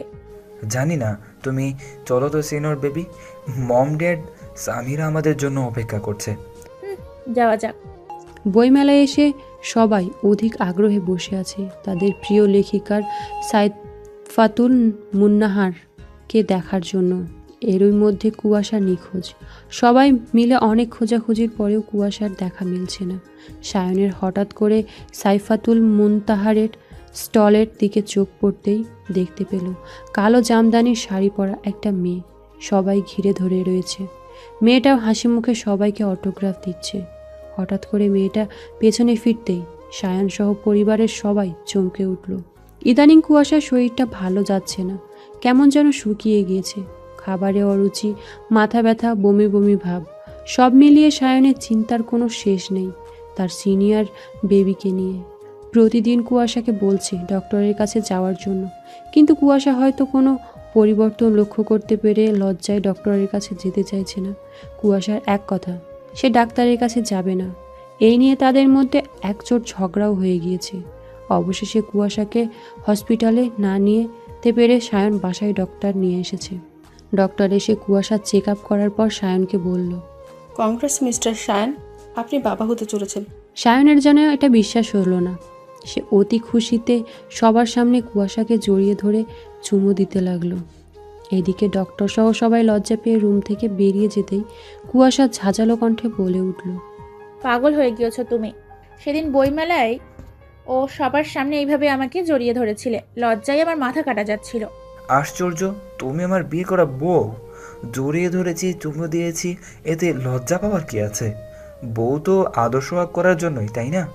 তাই বলে সেইখানে আমার আদর সোহাগের তালা খুলে বসবে? সেদিন বইমেলায় কি করেছিলে তুমি ভুলে গেছো? না, ভুলিনি। সেদিন সাইফাতুল মুনতাহার স্টলে একটা ভালো জামদানি শাড়ি পরা মেয়েকে দেখেছিলাম হাসি মুখে সবাইকে অটোগ্রাফ দিতে, কিন্তু হঠাৎ করে মেয়েটা পিছনে ফিরতেই আমরা সবাই চমকে উঠেছিলাম, কারণ সাইফাতুল মুনতাহার কেউ নয়, স্বয়ং কুয়াশা। আসলে তোমাকে সাইফাতুল মুনতাহার রূপে দেখে নিজেকে কন্ট্রোল করতে পারিনি, তাই তো লাজ লজ্জা ভুলে সবার সামনে জড়িয়ে ধরেছিলাম। আমি চেয়েছিলাম তোমাদের সবাইকেই সারপ্রাইজ দিতে, তাই তো কাউকে বলিনি যে আমি সাইফাতুন মুনতাহা। তোমরা যখন আমার গল্পের প্রশংসা করতে, ব্যাপারটা আমার বেশ এনজয় করতাম। তখনই মনে মনে ভেবে রেখেছিলাম তোমাদের সবাইকেই সারপ্রাইজ দেব। তবে আম্মু জানতো ব্যাপারটা, আম্মুর সাপোর্ট পেয়ে এই পর্যন্ত আসতে পেরেছে। কিন্তু এখন তুমি কোনো প্রকার লেখালেখি করতে পারবে না। লেখালেখি করতে গেলে মাথায় প্রেশার দিতে হবে। আমি তোমাকে নিয়ে বিন্দু মাত্র রিস্ক নিতে চাচ্ছি না। আর এখন থেকে তুমি স্কুলেও যেতে পারবে না। চাকরিটা করছো না তুমি। বাসা থেকে স্কুলে জার্নি করে যাওয়া, সারাদিন স্টুডেন্টের সাথে বক বক করতে গেলে তুমি অসুস্থ হয়ে পড়বে। তোমার জুনিয়র বর যথেষ্ট টাকা ইনকাম করে, তার ইনকামের টাকা দিয়ে তোমার মতো 4টা বউয়ের ভরণ পোষণ চালাতে পারবে। তাই তোমার চাকরির কোনো প্রয়োজন নেই। কাল থেকে স্কুল যাচ্ছ না তুমি, এটাই ফাইনাল। শায়ান, তুমি বাচ্চাদের মতো করছো কেন? সবে মাত্র কনসিভ হয়েছে, এখনো আমি বাবু সেজে রুমে বসে থাকবো? মনে হচ্ছে পৃথিবীতে এই প্রথম আমি মা হতে চলেছি, আর কোনো মেয়েই মা হয়নি। কুয়াশার কথা শুনে সায়ান ওর হাত দুটো নিজের হাতের মুঠোয় দিয়ে চুমু দিতে লাগলো। সিনিয়র বেবি, তুমি নিজেও জানো না আজকে আমি কতটা খুশি হয়েছি। পৃথিবীতে একটা ছেলের সবচেয়ে সুন্দর অনুভূতি কি জানো? তার প্রথমবারের মতো বাবা হওয়ার সংবাদ শোনা। প্রথমবার বাবা হওয়ার অনুভূতি পৃথিবীর সমস্ত অনুভূতিকে হার মানায়। এই অনুভূতি এতটাই আনন্দের যা শুধুমাত্র হৃদয় দিয়ে অনুভব করা যায়। আমার অনুভূতি তোমাকে বলে বোঝাতে পারবো না সিনিয়র বেবি, কিন্তু আমার খুবই টেনশন হচ্ছে তোমাকে নিয়ে। কেন? তোমার শরীরের যে অবস্থা, বেবি ক্যারি করতে পারবে তো? আমি চাই না আমাকে বাবা হওয়ার আনন্দ দিতে গিয়ে তোমার কোনো ক্ষতি হোক, তাই তো সাবধানে থাকতে হবে।